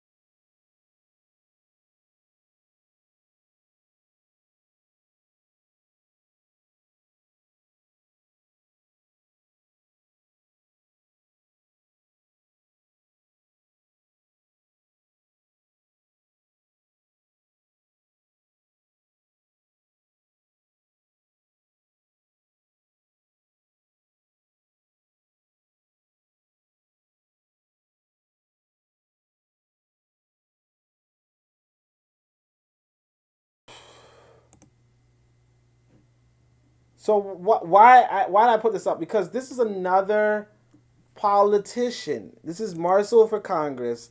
He's in South Carolina, 6th congressional, 7th generation Gullah Geechee allegedly, right? It looks like he has a space right now. So he says calling ICE versus calling police is the same. FBA, secure the tribe. He's a speaker here. There's 266 people. He's out there, and he could legit become a Black American politician. This is the best that this is like one of the best. This is top tier for us. You got to realize, because like sometimes we look at Africa and we say, hey, why is it that Africa is so, like, why are the politicians so backwards? Why is it and so forth? And you got to realize that the politicians come from among the people. And this is the people. This is their issues. So look at this. Aesop Wing says, how does a man running for Congress to represent... Yeah, by the way, the music thing crashed, but I'll try to fix it for next time, okay? I mean, I could probably play some of the beats that I made personally, but I'll probably have to fix it for another time. Let's see. Bobby Wright says, Ian Smith, Prime Minister, was born in Zimbabwe, but that doesn't make him an African. Yeah. I mean, yeah, obviously they're not African. Right? He says, how does a man running for Congress represent black folk become this debased to the point of spouting cultish hate group talking points, right? So he says, I just sex a child of black immigrants. Why? And it probably like a grown-ass person if he said a child of black immigrants. But anyway, I just asked a child of black immigrants, why we only hear from them when their feelings are hurt, but not when we hurt. He immediately started spouting colonialism, Pan-African nonsense, nothing about black Americans. A lot of them care nothing about us, just using and copying us. Oh yeah, so apparently he comes with receipts. So we're going to probably look at those receipts, by the way. But I think I said white validation goes way back. So again, I think I got these things mixed up. You know, it's hard because I edit this stuff on my phone. You know, I do the Google Sheets on my phone. So this is just going to be like a tangent. Sorry, guys. But look at this. So Dwayne Wong says, this focus on Mansa Musa being the richest man who ever lived is centered around the wealth of Mansa Musa as an individual. It would be more constructive for us to understand Mali as a state was a product of its economy and organization, not the product of any individual king. So he's like, hey, let's not look at this Mansa Musa. Anyway, so then Isaac Samuel, who's actually like a pretty well-versed historian type, he goes, the resources Mansa Musa used were the product of the innovations of his predecessors, as well as Mali's economy. His ostentatious and calculated display of wealth was built upon a centuries-old tradition of enhancing legitimacy through pilgrimage, right? So then he explains, so somebody else says, I always held Mansa Musa in contempt as a leader, that wealth could have been used far more efficiently at home. Hard to really judge leaders from that far back without due context. It just seems very wasteful through today's lens. Now, of course, this is actually a misinterpretation of economics, but we're going to keep going. He says, I think it's a misconception that Mansa squandered the wealth. One, it is based on the assumption that gold was in high demand locally and was acquired at a great cost. But, two, I guess, Mali didn't issue coinage, preferred copper jewelry, and acquired gold relatively cheap.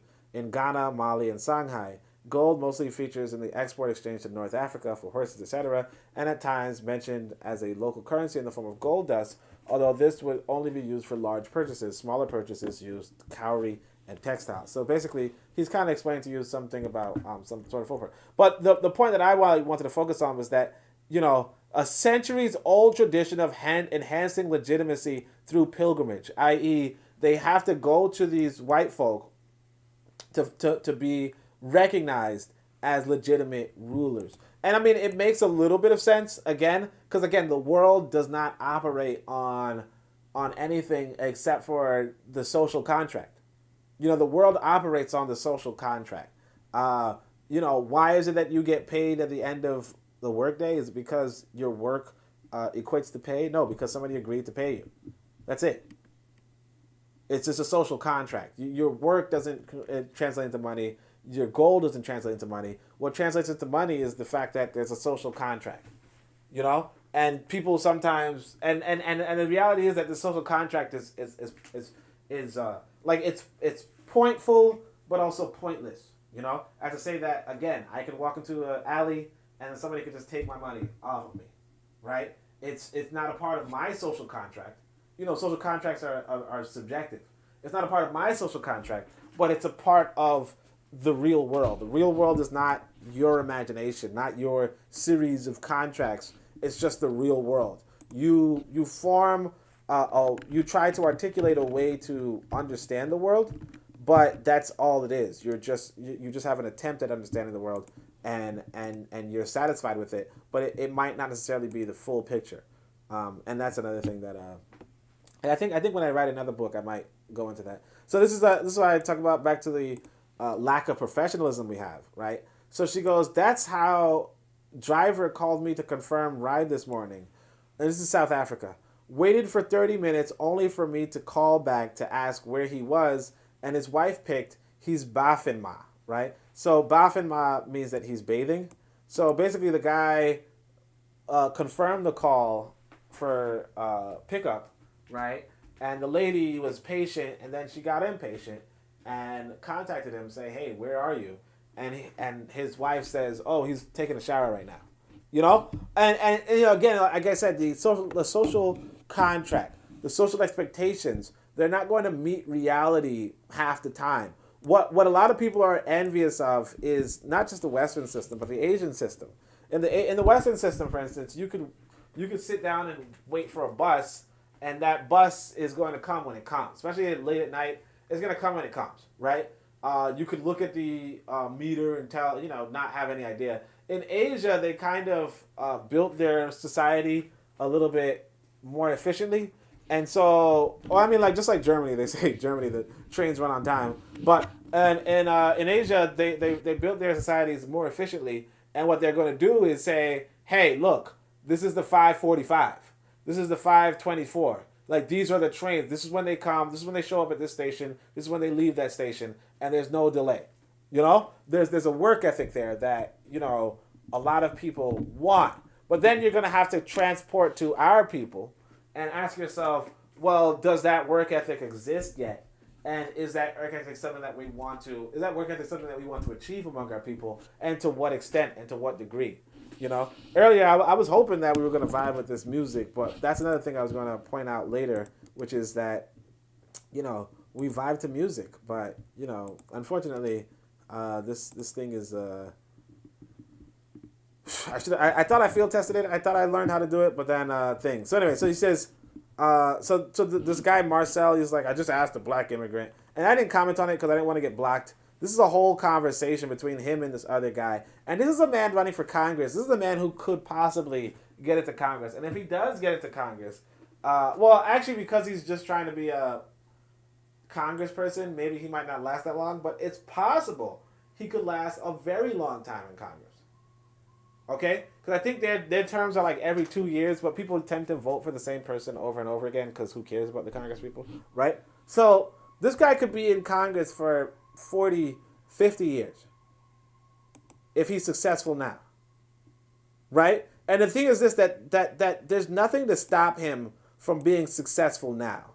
We're going to go into his conversation, but let me first see the conversation.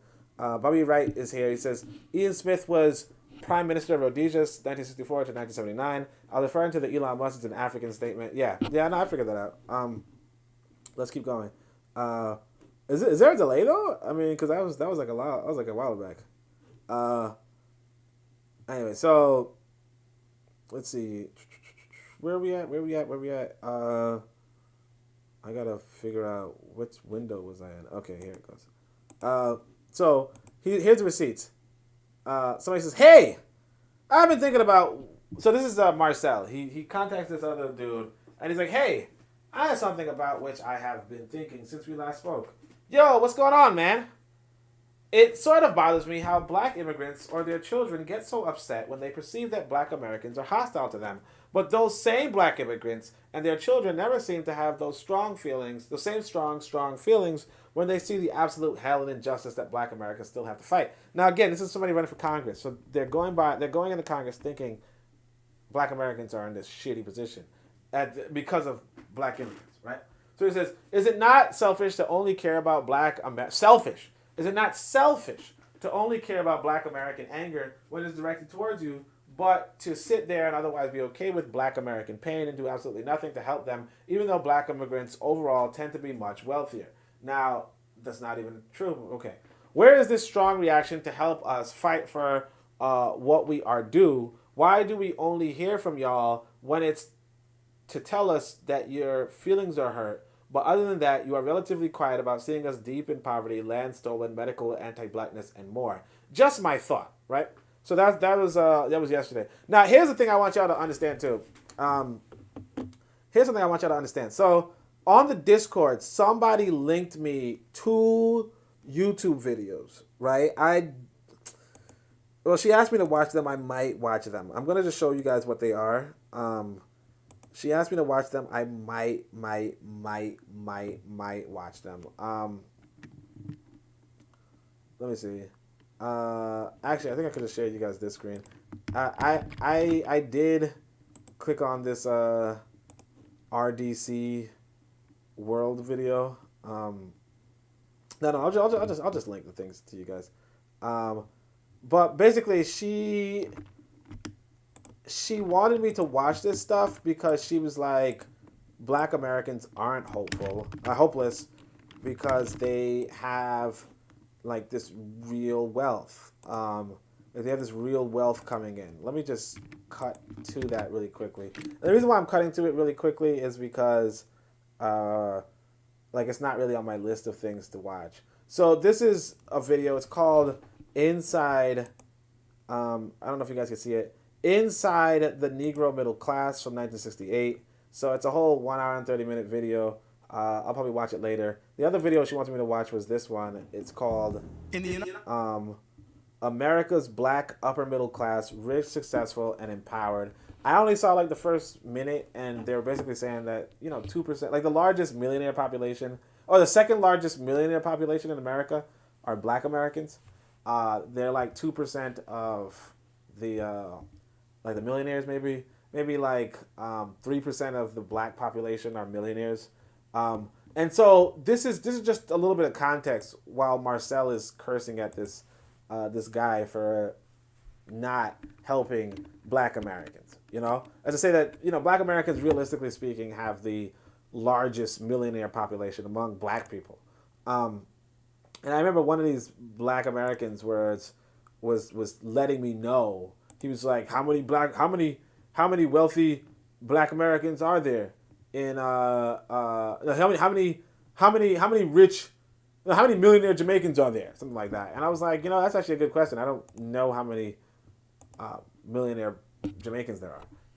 So just basically just a context. The fact that back in the 60s they had a group of black millionaires, or black upper class, if you will. And to this day you have black millionaires. And these are not, and like the whole point of this was like not, like they were not entertainers, but they were like professionals and people with, huge incomes, if you will, right? But anyway, you're painted with a broad brush, fam. So this is the guy. What's his face? Bit of Medicine says this is staged. Well, I don't actually think this is staged. I think that Marcel is tone deaf and doesn't realize that, but he's possibly going to be in Congress, which is like, again, it's better than a white person, right? Who knows? But again, this is a guy who's hostile to black immigrants. So, what's the political fate for you guys? It is what it is. You're painted with a broad brush, fam. That's the issue with getting your analysis from Twitter and the rest of the internet. Come to the DMV and you'll see hella children of black immigrants here in lockstep with black Americans with the same anger towards injustice. And the black immigrants tending to be wealthy thing is more of a class privilege issue. Much like the black American middle class. Folks like mine who came here dirt poor and managed to maintain a working class status face the same issues and have the same anger towards injustice as our black American working class family. It's not all black and white as these Twitter streets like to make it seem. It's why I don't entertain either side on here because most folks are speaking with generalities. So he goes, I'm speaking what I've seen in real life. I'm not running based off of Twitter experiences, but real life. Your parents came here dirt poor. My parents were violently made dirt poor. Now again, the African American ancestors, I mean, it's like kind of the same thing. It's like if you want to say that they didn't arrive dirt poor, then you could also go back and say that people in Africa weren't dirt poor, but they were made violently dirt poor. Or you could just realistically say, people from African American ancestors were also they were basically the same ancestors. You know what I mean? They're the same ancestors, so it's just like the same people. But anyway, so the same reason why they're poor is the same reason why they're poor. But anyway, violently made dirt poor and kept that way while building a nation and securing the rights your parents were able to enjoy, while their children, my siblings and I, still do not benefit from it. You live in comfort. We have never had that, not had discomfort. So again, you take this in the context of the black millionaires, of how, realistically speaking, African Americans are probably the most one of the more comfortable demographics on the black demographics on the planet, right? So it's not to say that like this guy is just running off of this myth, and it's all well and good, but it's like, again, it's misdirected and it's a little bit tragic. But he's gonna keep going. I'm not mad at you. I'm just mad at how y'all never care about us otherwise until we start exclusively focusing on us, right? And that's why I said you gotta just ignore them. But I'm just showing you guys this conversation because this is a real politician. He could possibly be a politician, and the poverty in those nations have been a product of what? Colonialism, the guy retorts.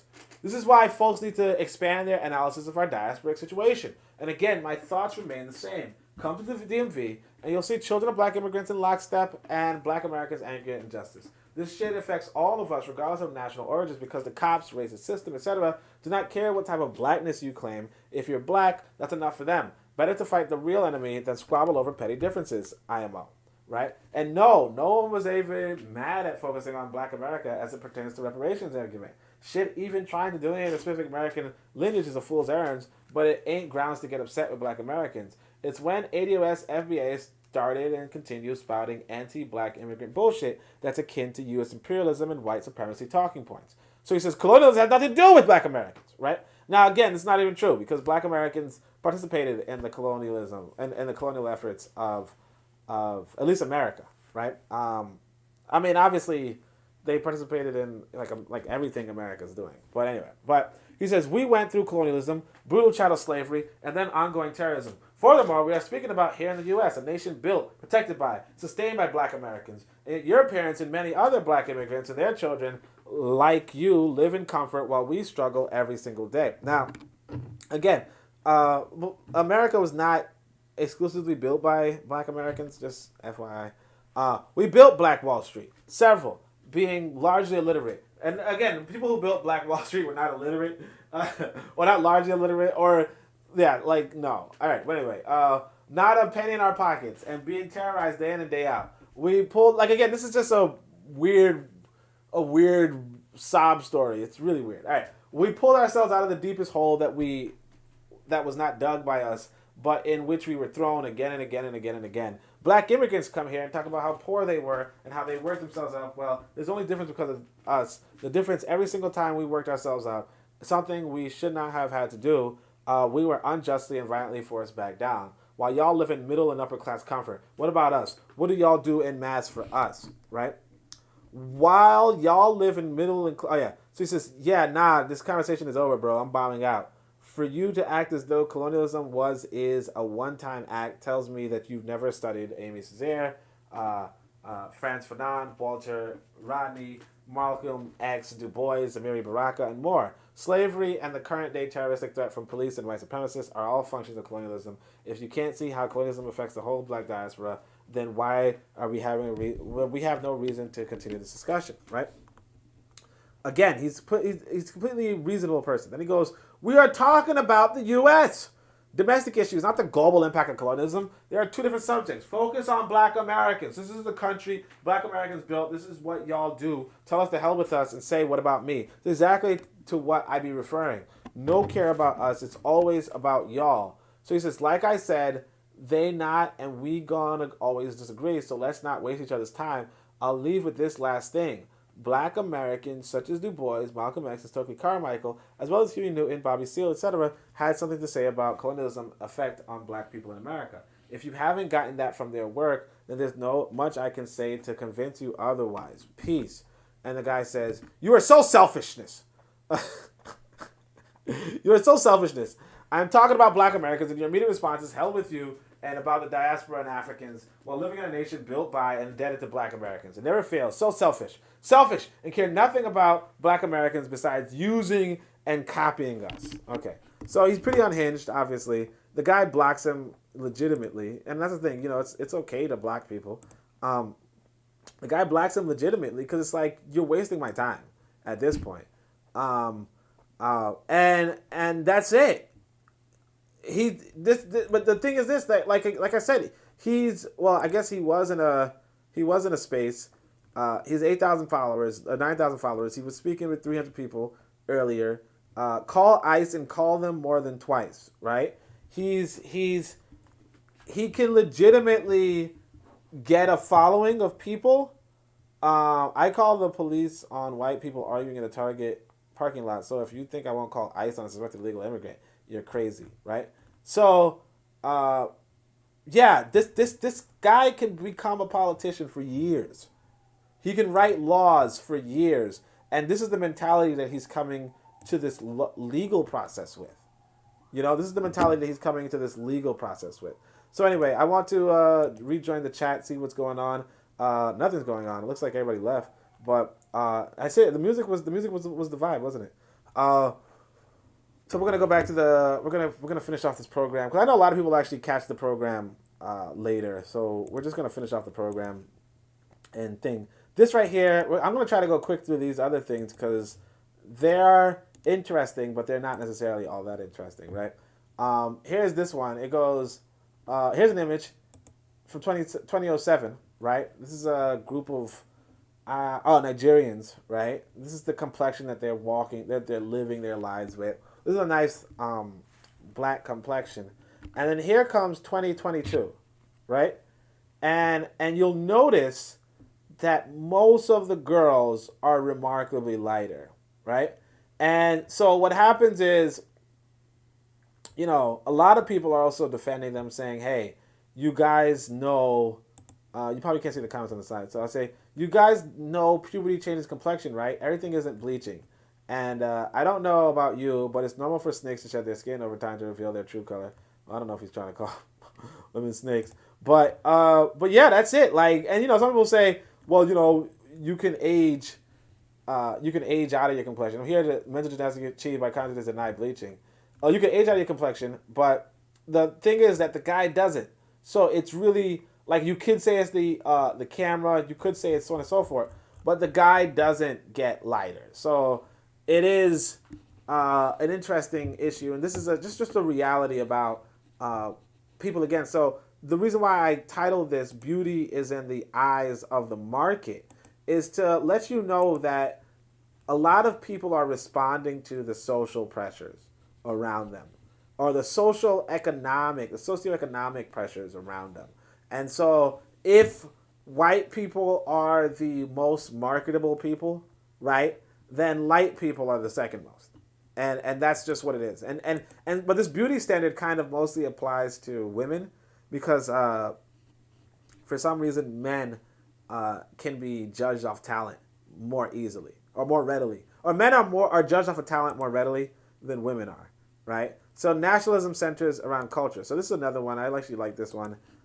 This is just another reality and it kind of goes back to the theme from yesterday about how realistically you want to form a group, right? So here's this. I lodged at a hotel in PH this morning. I got a knock on my door that I should come for prayers. I think say nah joke, right? I think it's a joke. I didn't reply. Next thing is a loud clapping songs from downstairs. It's still 7:30 a.m. and no rest. I come rest here. Oh, what's all this? Wait, what's all this one now, right? So basically, she's just chilling in her apartment, right? Minding her business. And people knock on her door, wake her up, say, hey, you want to come pray? And she goes, no, I don't. I'm trying to sleep. And then later on,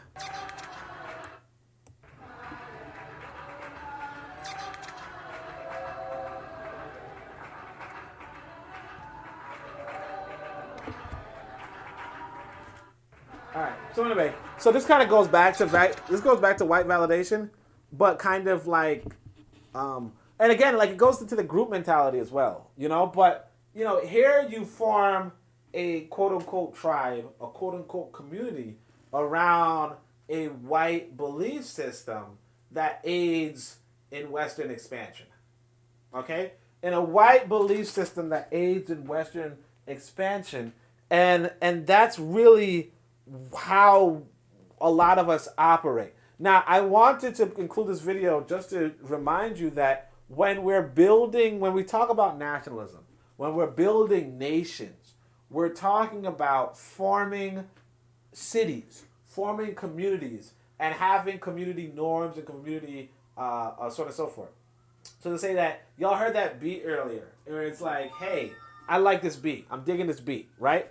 That's a good thing, right? You hear that beat at 5 a.m. in the morning, it's probably like, why the fuck are you playing this that early, right?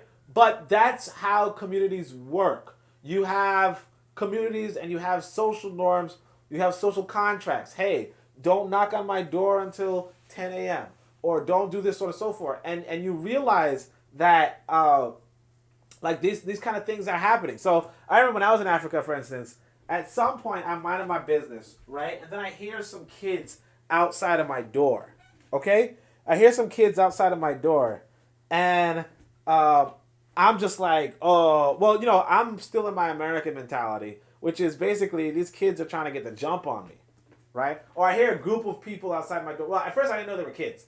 I thought they were grown-ass adults just hanging outside my door. And I'm like in like a narrow alleyway, right? So it's like they would have the jump on me. My door is pretty secure, but as soon as I open my door, they're probably going to want to fight with me or something, right? So I'm kind of like, shit, boy, I'm in a bad situation. But I know this sister, like, in the complex. So I texted her, and I'm like, yo, you hear that? There's some people outside of... Because she's in the other room over. She's like, there's some people outside the door.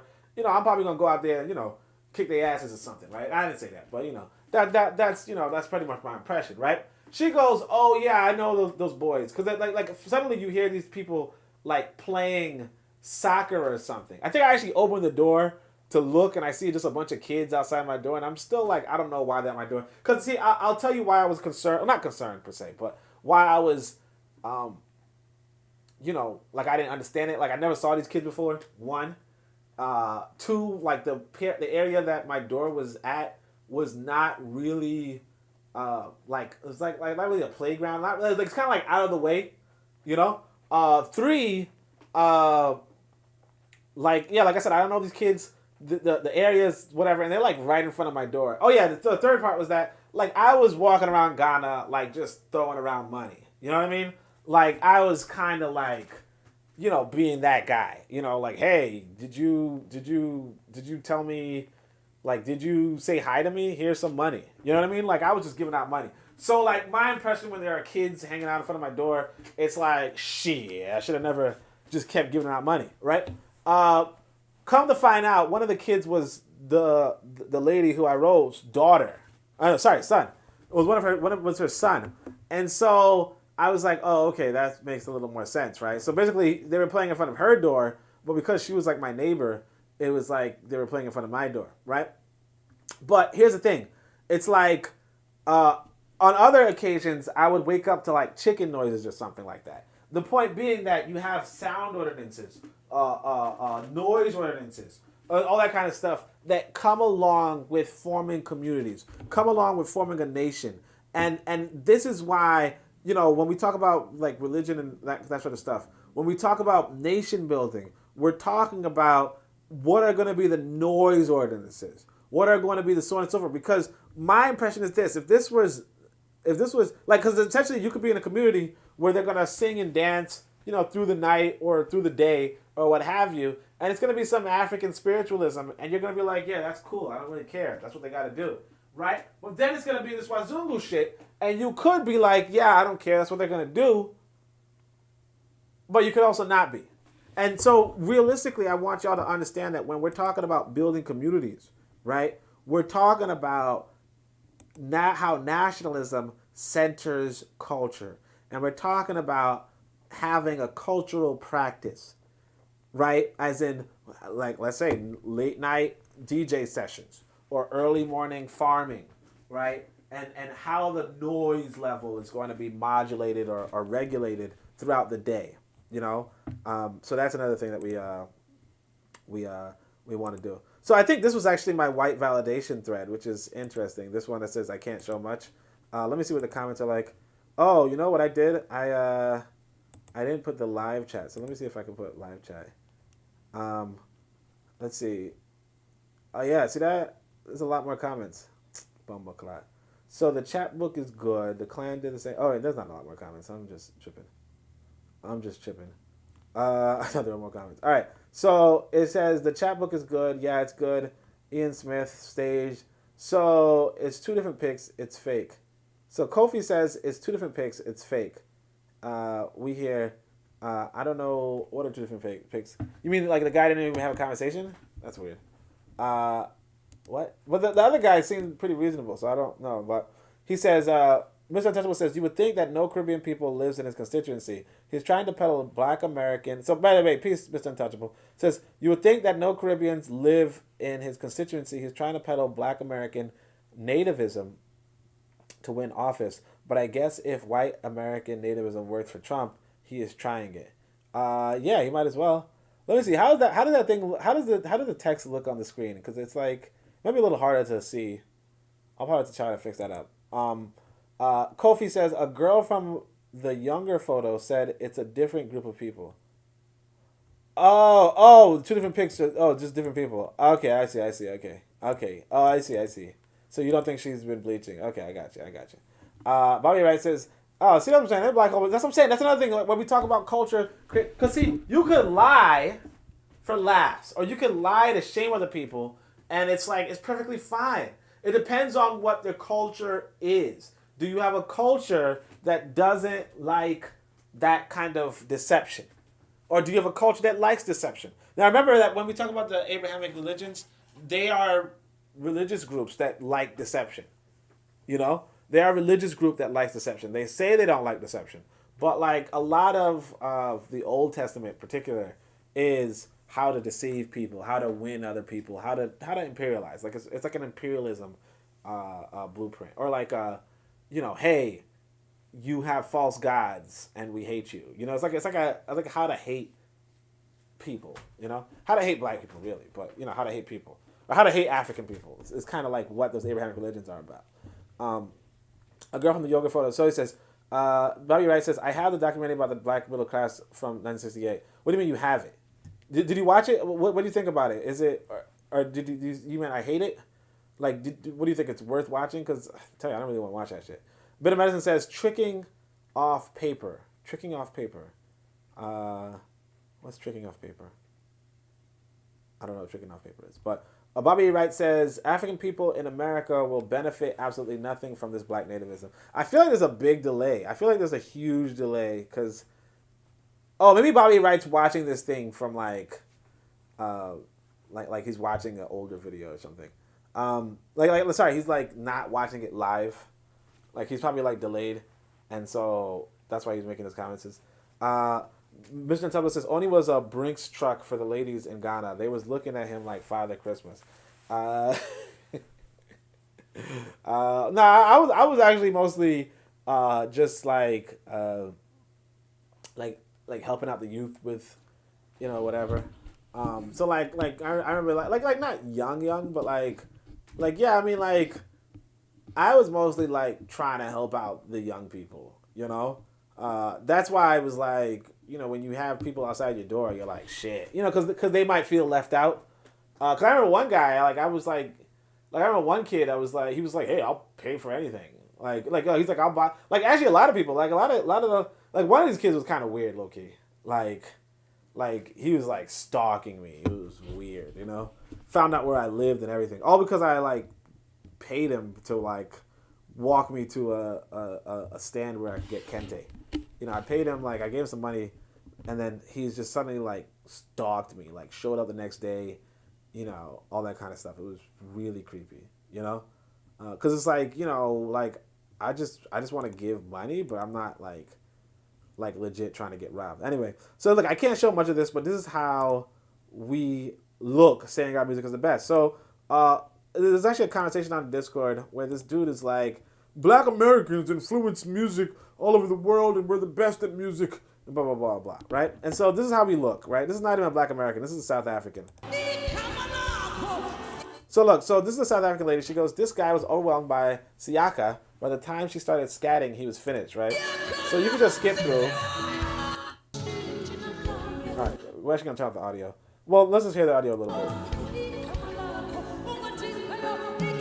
Yeah, but anyway, you see she's like a passionate singer, and the dude just starts crying and moving and all that kind of stuff. And so what happens is that Black people are like, oh, you know, like, yes, we did it. Like, I mean, you don't see the, like, shame man, LOL. He shook, you know, all that kind of stuff. Love his reactions. His reactions, or whatever. I saw this. I don't like the song, but I loved her reaction. That's a guy, but yeah. You are not alone. I love the video. She's so anointed. I definitely get him because I still feel goosebumps every time I watch this thing. Right? But basically, this is how it is when we're like, we make music that everybody in the world listens to. And it's like that's the white validation. So this is the white validation threat. It's like, that's the white validation that we're seeking, where it's like, because white people like our musical production, our entertainment, we're like, we feel justified, vindicated. We feel like there's a place in this world for us, right? This was another example. Somebody sent this to me. This one you don't care no more. I was, at the time, I was like, I don't think I should send this. I don't think I should show this because, you know, it's just a woman's derriere. But yeah, so somebody's whitey daddy was ready to risk it all. So here's this Black woman. Okay. All right, girl. Okay. Look. All right. Yeah. So basically, so I didn't really fully understand it. But see, she looks back at first. All right, girl. Okay. Look. You know. All right. So some people. So at first I thought maybe she was just shaking her ass in the streets for some reason, and then some white guy caught it, you know, and was like, "Hey, let me go try," right? But actually, what happens is that she wasn't just randomly shaking her ass in the streets. She was shaking her ass for these white people. And then, yeah. And now she's like, she feels vindicated. She feels sexy. She feels interesting. Because it's a hit topic that leaves women upset. You're going to bring it into the convo that has nothing to do with it. And yeah, like a lot of Black people too are just like, look at this. What? You see that booty? I did not. No. Homie was like, it's like this white validation, and so you might say, hey, that's just a, you know, Black women thing, but actually, it's not just Black women. So there's this other video that's circulating around in quote unquote Black Twitter, if you will. Well, actually, more like Black Instagram or whatever, but TikTok. Basically, this is a guy who, like, he's probably not attractive by American standards, probably not attractive to most Black women, just generally, right? But what happens is that when you have money, you know, kind of like what Mr. Untouchable is saying about, well, what he's, you know, alleging that I did in Ghana. This is what this guy's doing in the Dominican Republic, which is, you know, you go there with money, and then, like I said, you know, real economics is that, hey, you can either put a knife to somebody's throat and get their money, or you could just open your legs up for them and get their money, you know?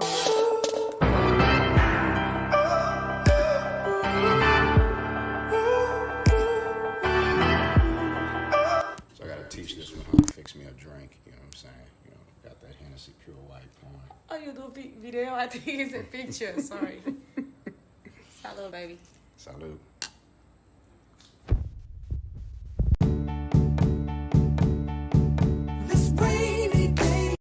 Anyway, so like this is another. It's actually so. Here's the thing, though. So basically, the man goes there and he's, you know, some people will say, oh, he's just whoring himself out. He's just. This is not like he's just like people are more saying something about sex tourism and all that kind of stuff. This is not the same as the other image, but actually, this is another example of white validation. You know, as to say that, look, I'm a man too. See, one of the things that I like here's the thing that I told y'all about this when I went to Ghana, which was that in Ghana you feel rich, and feeling rich feels good. Like this guy, like it's like this joke that this Indian guy says, where he says, I just want to make enough money so that people can like me for my personality. You know what I mean? And it's like that's the feeling you get in the Western world, in America, where you don't necessarily have a lot of money, per se, unless you have a lot of money, right? Whereas in Africa or San Domingo or whatever, right, you, even if you don't have a lot of money in America, you might have a lot of money in Santo Domingo. You understand? It's like if I'm walking around with $500, it's not a lot of money, but it's a lot of money to somebody hanging out in the alleyway. You know, it's a lot of money to make in an alleyway if, you know, without working. You understand? If you can't get a job, $500 is a lot of money to make in 20 minutes. And that's not a lot of money if somebody said, hey, look, all the money I have is $500, they don't have a lot of money to them. But if they say, hey, look, I earned $500 in an hour, or in 5 minutes, then it is a lot of money. You know? So, again, this white validation that we're looking for. So he's most of the women that he's messes with are white women, right? And what it does is that it makes him feel like a sort of man in some sort of capacity. Now, here's the thing that I want y'all to understand about us as a people. Hopefully this doesn't, hopefully this is, good for me to show. Oh, sorry, this post was deleted. Okay, so yeah, but basically, okay, so basically this this lady, so you don't get to see the image. I think, yeah. So before you could see the picture of her, basically she's this dark skinned woman, and she's, or you know, like this is a black woman, black older woman. And there's a white woman interviewing her, right? And so it says a woman in a condition analogous to slavery for 50 years in domestic service is released. When a reporter holds her hand, she cries and asks not to do that because she thinks it's ugly for a pretty white hand to touch an ugly black hand. Okay? So yeah. So you don't get to see the picture. I guess the person deleted it. What the actual fuck, this poor woman, how could they actually be so cruel to her for so long?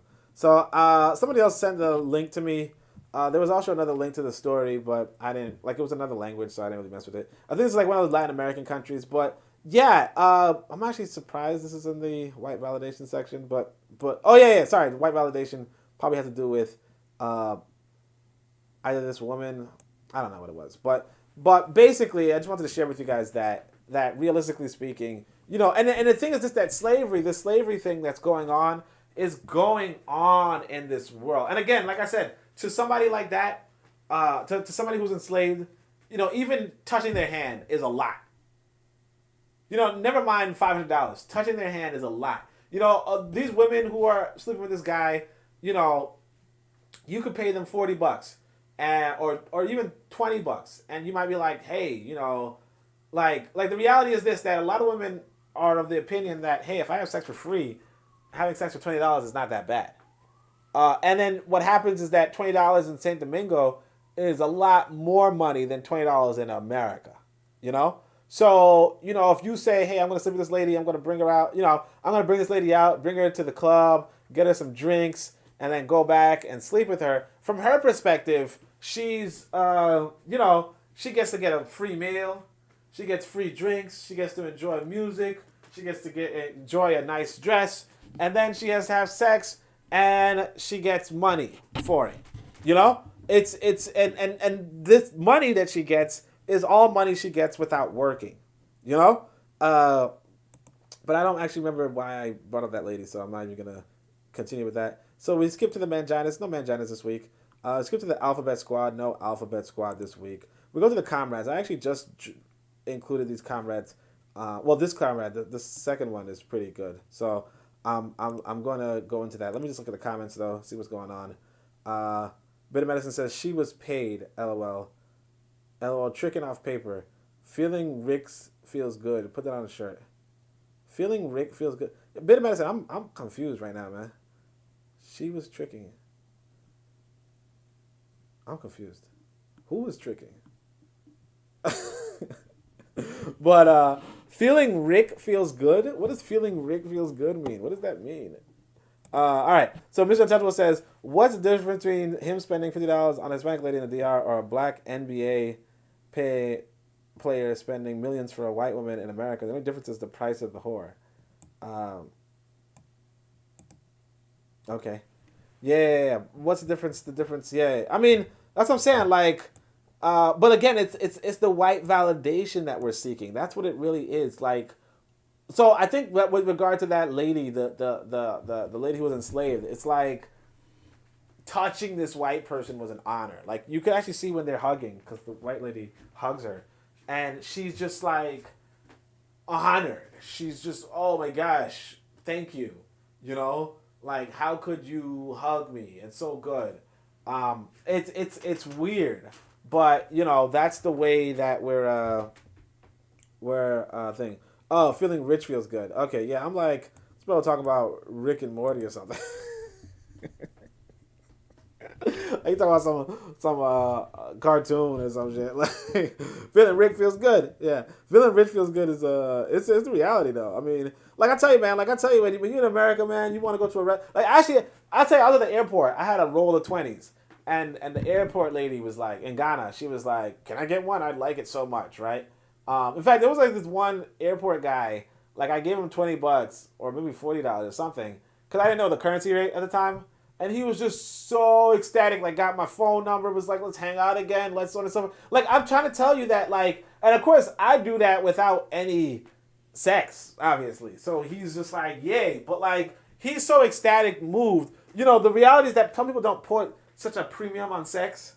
You know, they don't put such a, oh my gosh, sex is sacred. They understand sex is something that people want to do. And if somebody just wants to have sex with you and they're going to pay, then like, you know, like it is what it is, you know, it could be how long it is. If it's good, it's good. If it's not good, it's not good. But, you know, at the end of the day, you just had sex and got paid. Like, you just got paid. And that's the thing, you know, like the guy was the airport security and he helped me out. So I was like, here's $20, you know, and he was like, what? And he just started like carrying my bags everywhere, you know, it was weird. Anyway, so American politicians ain't eating right. Yeah. So, This was like I said, this is just the reality. Like, again, you have to go to the ideal world and the real world. This might have been better earlier. But basically, this guy, he said something like, in Africa, we prevent officials from experiencing the very problems we elect them to solve. They have outriders to avoid traffic, guards for their safety, and to jump queues, coupons to escape the pain of buying petrol, etc. How do we expect them to solve problems they don't face, right? And so, again, like I said, these are the comrades because, you know, next person says, no different in Trinidad. Politicians have a bus route pass to avoid traffic, tax breaks to offset the rising costs of living, and hired security to ensure their safety and that of their families, right? Okay, and then it's like, but look, what about American politicians? They're not eating right? You know, the issue is that it's like there's the world, like there's the world for what it is, and there's the world for what you think it should be. Okay? And like I said, there's the real versus the ideal, and too many of us are attached to the ideal.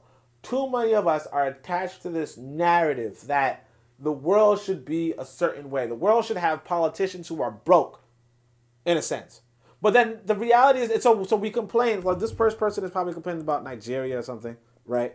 In Nigeria, we have these politicians. So this lady is like, hey, look, in Trinidad, we have that same problem. But it's like, Americans have the same thing. You know, the American politicians just recently paid for their... So, like, you saw that guy, Marcel, or you saw the lady before, Laverne or whatever, right? If they become Congress people, they're going to get, like $400,000 a year for being a congressperson. You understand? They're gonna have legal immunity. You know, most places in the world, legal immunity. They can commit crimes and get away with it just because they're politicians.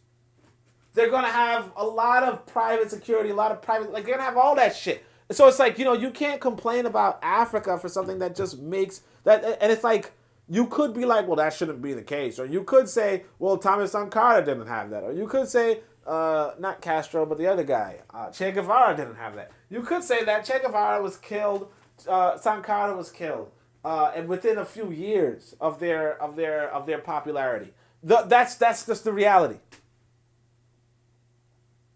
This is the reality.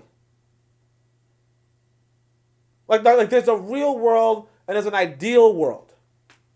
And if you operate on an ideal world situation, like even if you say, hey, what about Gaddafi? Gaddafi helped the people, so on and so forth. When they killed Gaddafi, like they're posing with his gold, his mounds of gold. He was like one of the richest people.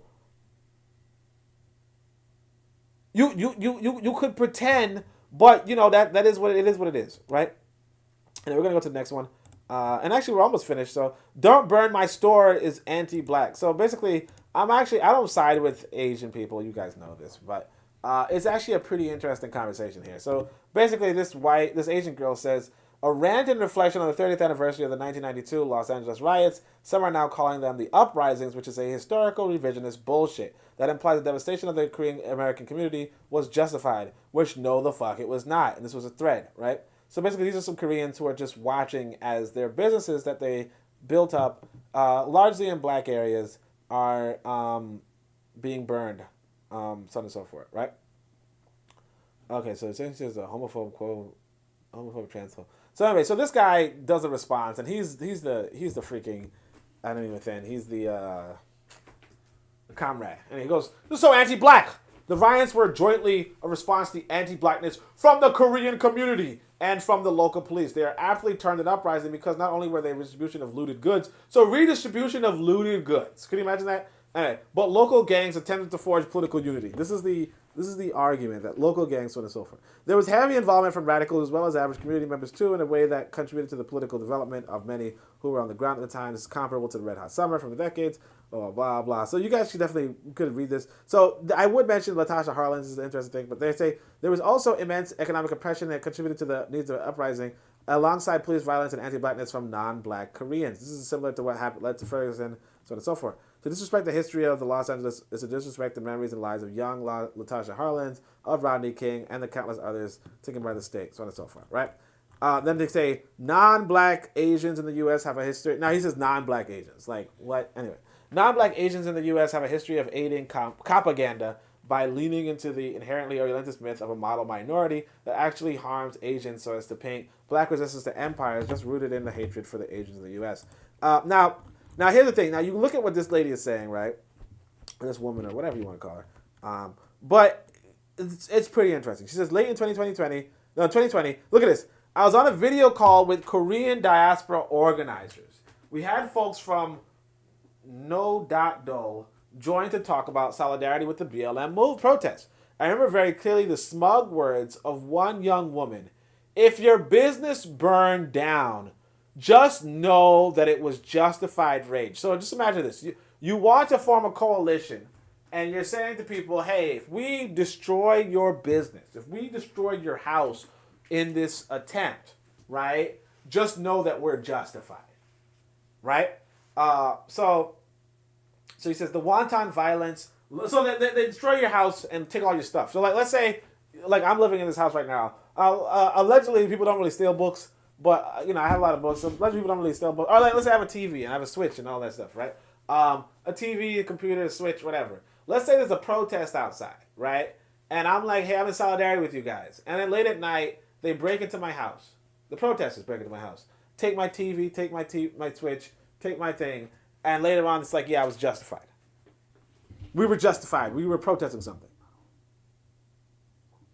You understand? So now the question becomes, well, why would I be in solidarity? You understand? Why would I be in solidarity? So anyway, the wanton violence, looting, and arson that inevitably hits lower-income immigrants' business in the wake of every single episode of social unrest is not justified rage, you fucking asshats. Violence successfully diverted away from the source of oppression, the institution of the state, and towards people like my mom who had to work in her store 12 hours a day without breaks or vacation is not justified. It is 1,000% misdirected, you dumb fuck. So she's pretty angry. But check this out. So that's another thing I want you to pick up on. So she's saying 12 hours a day without breaks or vacation. Now, I don't know if it is 12 hours a day without breaks or vacation, but it is a reality that other communities do come and work their businesses, they work their families for whatever. Now, she's going to allege that they are lower income. I don't know if they're lower income. That doesn't look like they're lower income, but that's going to be her allegation. Of course, she's closer to the source. She could be using this just to manipulate us into thinking, hey, they're lower income. But there's a part of this that's pretty interesting in regards to how white people kind of left them to burn. And I think, and I've heard it before too. So I think it's something to look into. So he says, let's be fair. No.Dull has a large, let me be fair. No.Dull has a lot of knowledge on the history of the Korean War, the DPRK, and the U.S. military occupation. But it's when we get to the experience of working class Korean Americans that they have a serious blind spot. I said what I said. There was a rash of hatred. There was a rash of fucked up takes among Gen Z diaspora in 2020, whose finger pointing at Korean elders not only projected the moral quality of the more modern BLM protests onto the 92 riots, they also projected the qualities of wealthy capitalists onto small immigrant shopkeepers. So the idea is that these are petty bourgeoisie, basically. They're small immigrant shopkeepers. They're not, bourgeoisie, but the rationale here is that the petty bourgeoisie are bourgeoisie when they're not. Right, and there's a big distinction that even Marx would make, right? So the level of organization of the BLM movement in not comparable, so blah blah. You had Twitter threads warning protesters about riot cops. So she's basically saying that BLM was much better coordinated than LA riots. And of course, the LA riots. The reason why they're bringing this up is because it's like a 30-year anniversary or something like that. She goes, on average, 3 new fires started each minute. She's just saying how much they destroyed. And they said, and Koreatown suffered disproportionately 40% of the loss and destruction of the entire LA riots. There's many factors why Asian businesses get targeted for looting and burning every time there's a protest, but it comes down to this. The police don't protect our stores. Again, the police don't protect immigrant-owned stores in low-income areas, and in the case of the 1992 riot, they intentionally funneled the violence towards K-Town as a pressure release valve to take the heat off of white neighborhoods. So basically, black people were destroying property, because whatever, like, fuck it, who cares, right? And then the police navigated these black people into Korean towns, right? So she goes, meanwhile, the media has demonized the so-called rooftop Koreans as they're the only minorities in the U.S. to defend their property with guns, that the point where we find weird contradictions on the left, like excluding them from the support to minorities among themselves. So somebody says this pick goes hard, except for the rooftop Koreans. It's like, yeah, that's not armed minorities protecting themselves. That's business owners protecting capital. Fash love them, though, because they are fantasized about murdering blacks. And so she's going to point out the sort of contradiction. So it goes into, so she's trying to detailing. Oh, and later on she does say, which I think is kind of poor on her part, but she says something along the lines of, people are angry because I didn't mention Latasha Harlins. People also got angry 2 years ago when I did mention Latasha Harlins.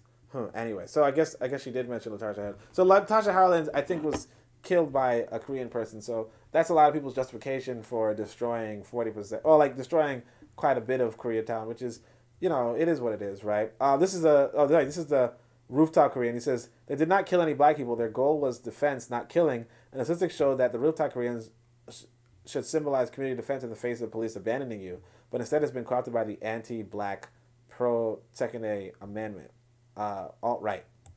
So she says, then we said, we'll call 911 for you. And we called 911, but nobody answered. So this is one of the real tough guys. He says, without any political clout and power in the city, Koreatown was unprotected and left to burn since it was not a priority for city politicians in the LAPD. So this is, this is something that you want to understand.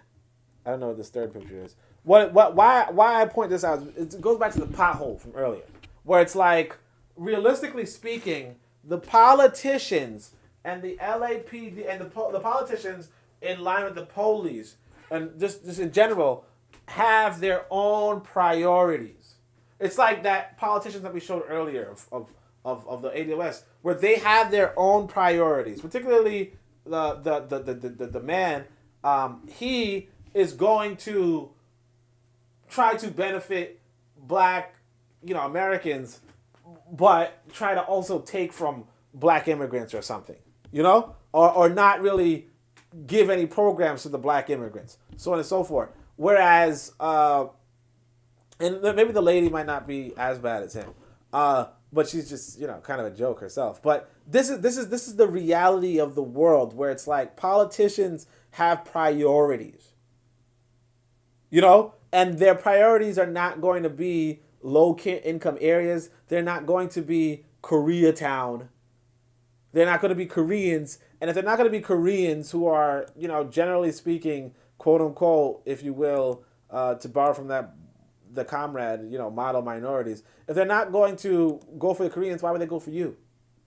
So, this guy's, he's just talking about why it's justified to, like, how this lady's anti-black for basically not liking her community being burned to the ground, right?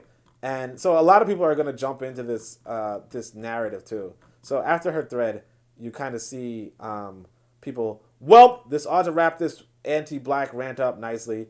Asian people inspired to whiteness through anti-black violence are the most authentic people on the planet. Mind, soul, and heart absolutely dominated by the crackers' way of life. So, like, essentially they just kind of attack this lady, basically just for not wanting her community to be burned down. You don't think there's any important contextual events you left out? Nope, there's nothing. I didn't already address in the previous thread. I linked at the bottom. Find people you should be mad at, which is white police, so on and so forth. The scream I just let out. Anyway, the point being, though, is that, look, they didn't have insurance. Like again, like, black folk, like this is the kind of mentality that we're also, like we come across. And the thing is that other groups of people, like, even if you wanted sympathy from other groups of people, it's like they can't rationalize sympathy because your whole angle is, well, we should just burn your place down. Who cares, right? Bobby Wright says, yeah, I watched it. Just promotion of black elitism. Kofi says, but Asians are white. Yeah, they're all one group. But I mean, they're all a group, if you will. But they're like, the point being, though, is that, like, realistically speaking, there's a priority. Like, politicians have priorities. They're people, and they can only do so much with the budget they have, and so they focus on some area. This goes back to like I said about what happened in Jamaica, where one group was for America and another group was for the Soviet Union, and what that entailed. Anyway, we're gonna go to the Evolutionaries. We're almost finished, so I'm gonna try to hurry it up. I'm actually getting a little hungry. So it says it's only 1/5000th of the endowment. So this is I think it's not even that important, honestly. This is just gonna be. Yeah, it's not that important. Basically, I'll just say it. Harvard officials say they'll spend $100 million to research and atone for the school's ties with slavery. And instead of doing research, how about taking $100 million and funding full tuition of black students? So basically, it's just a long story short, black people looking for a handout for some reason. And I mean, I know people don't like that term, but I'm just, you already, oh yeah, so there's somebody quotes Tariq Nasheed, says, hey, Tariq Nasheed, come look at this. And that's another thing that we have to realize, that a lot of our people do push, like that's how a lot of the community heads figure out things, is that people quote them, cite them. Harvard is spending $100 million. So this is a black girl. Junior at Harvard, and we're standing in front of Harvard Hall, which is one of Harvard. So basically, she just says that enslaved Africans built the buildings. Now the thing is this, that even if you build the buildings, that doesn't mean you built Harvard per se. It just means that they found a cheap source of labor to build the buildings. But Harvard is more of an educational institution. Like, if you built Harvard, it's more like you built the curriculums or something. The first blacks are supposed to keep you down. This is another one. Again, we're just going to rush through this because these are revolutionaries. Basically, these are people who are going to ask Harvard to give them money. The last one, the Son of Midnight is a cool guy, though. So I wasn't talking about him. It was more so I was saying, I was just showing you guys some content. I was going to show you guys the video earlier, but I realized it's not that important. This one is right here. This was pretty interesting. It says, the first blacks and the successful blacks are the biggest gatekeepers of success. Why would you insist that people go through the same struggle you went through when you can help loosen up the burden for them? Do you find pleasure in seeing people struggle unnecessarily? Hire people and pay them instead of making them work for free to teach them a lesson that is unnecessary. So I just wanted to touch on this. I think I might have had a comment here, but I didn't. I think I retweeted it. Or maybe I commented under it. Let me just see quickly. Okay, I can't. For some reason, I don't see it. But I said something along the lines of, like, the first blacks are supposed... Oh, I think I might have put it in here. The first blacks are supposed to keep you down. Okay? They're supposed to. Like, again, it's the white validation. The way how you get validated by white people who have a system that runs pretty well off of keeping you down and keeping them up, the way how you get validation from them, right, is to say, hey, I can keep them down too. You understand? Then they're like, oh, okay, you're good to be in this position. It's like if let's say it this way. Let's say I go to Baltimore, right? There's a police department in Baltimore. The police department is actively keeping black people outside of the white community, right? They're keeping black people outside from stealing from the white community or stealing from the stores or whatever, right? They have this social control network. And of course they're keeping white people from stealing too, but it's just, they have this social control, right? They have a way of things, okay? If I wanted to become the police chief in Baltimore, then my MO would have to mirror what the Baltimore Police Department's already doing, right? I can't like if they're saying, hey, should we hire a black person or should we not hire a black person? The reality is that they're going to hire a black person based off of, can they do what we were doing, right? Which is gatekeeping success. White people, when you're the first black, you're coming into a situation where where white people were already gatekeeping quote unquote success. Now, the issue with this person, this is why I call them an evolutionary, is because I mistakenly repeated what they said, but what they consider success is essentially being validated by white people. It's success essentially being integrated into white society. And a lot of people are answering, yes, that is what success is. Success is when you get integrated into white society. But again, the only reason why white people would integrate you is because they were gatekeeping and they realized that you can gatekeep as well. Okay? If somebody's gatekeeping, they're going to let you into the gate if you also can gatekeep. If you will open the gate, then they will not let you into the gate. It's like if you're in a gated community. It's like you know what I mean? Like it's in a gated community. It's like let's say there's a zombie apocalypse, right? You know, some people can relate to that, right? Zombie apocalypse. You build your enclave, right? If now humans come by, right? And they're like, hey, let us in, right? You'll only let them in if you think they can be helpful toward the group survival, toward the group gatekeeping.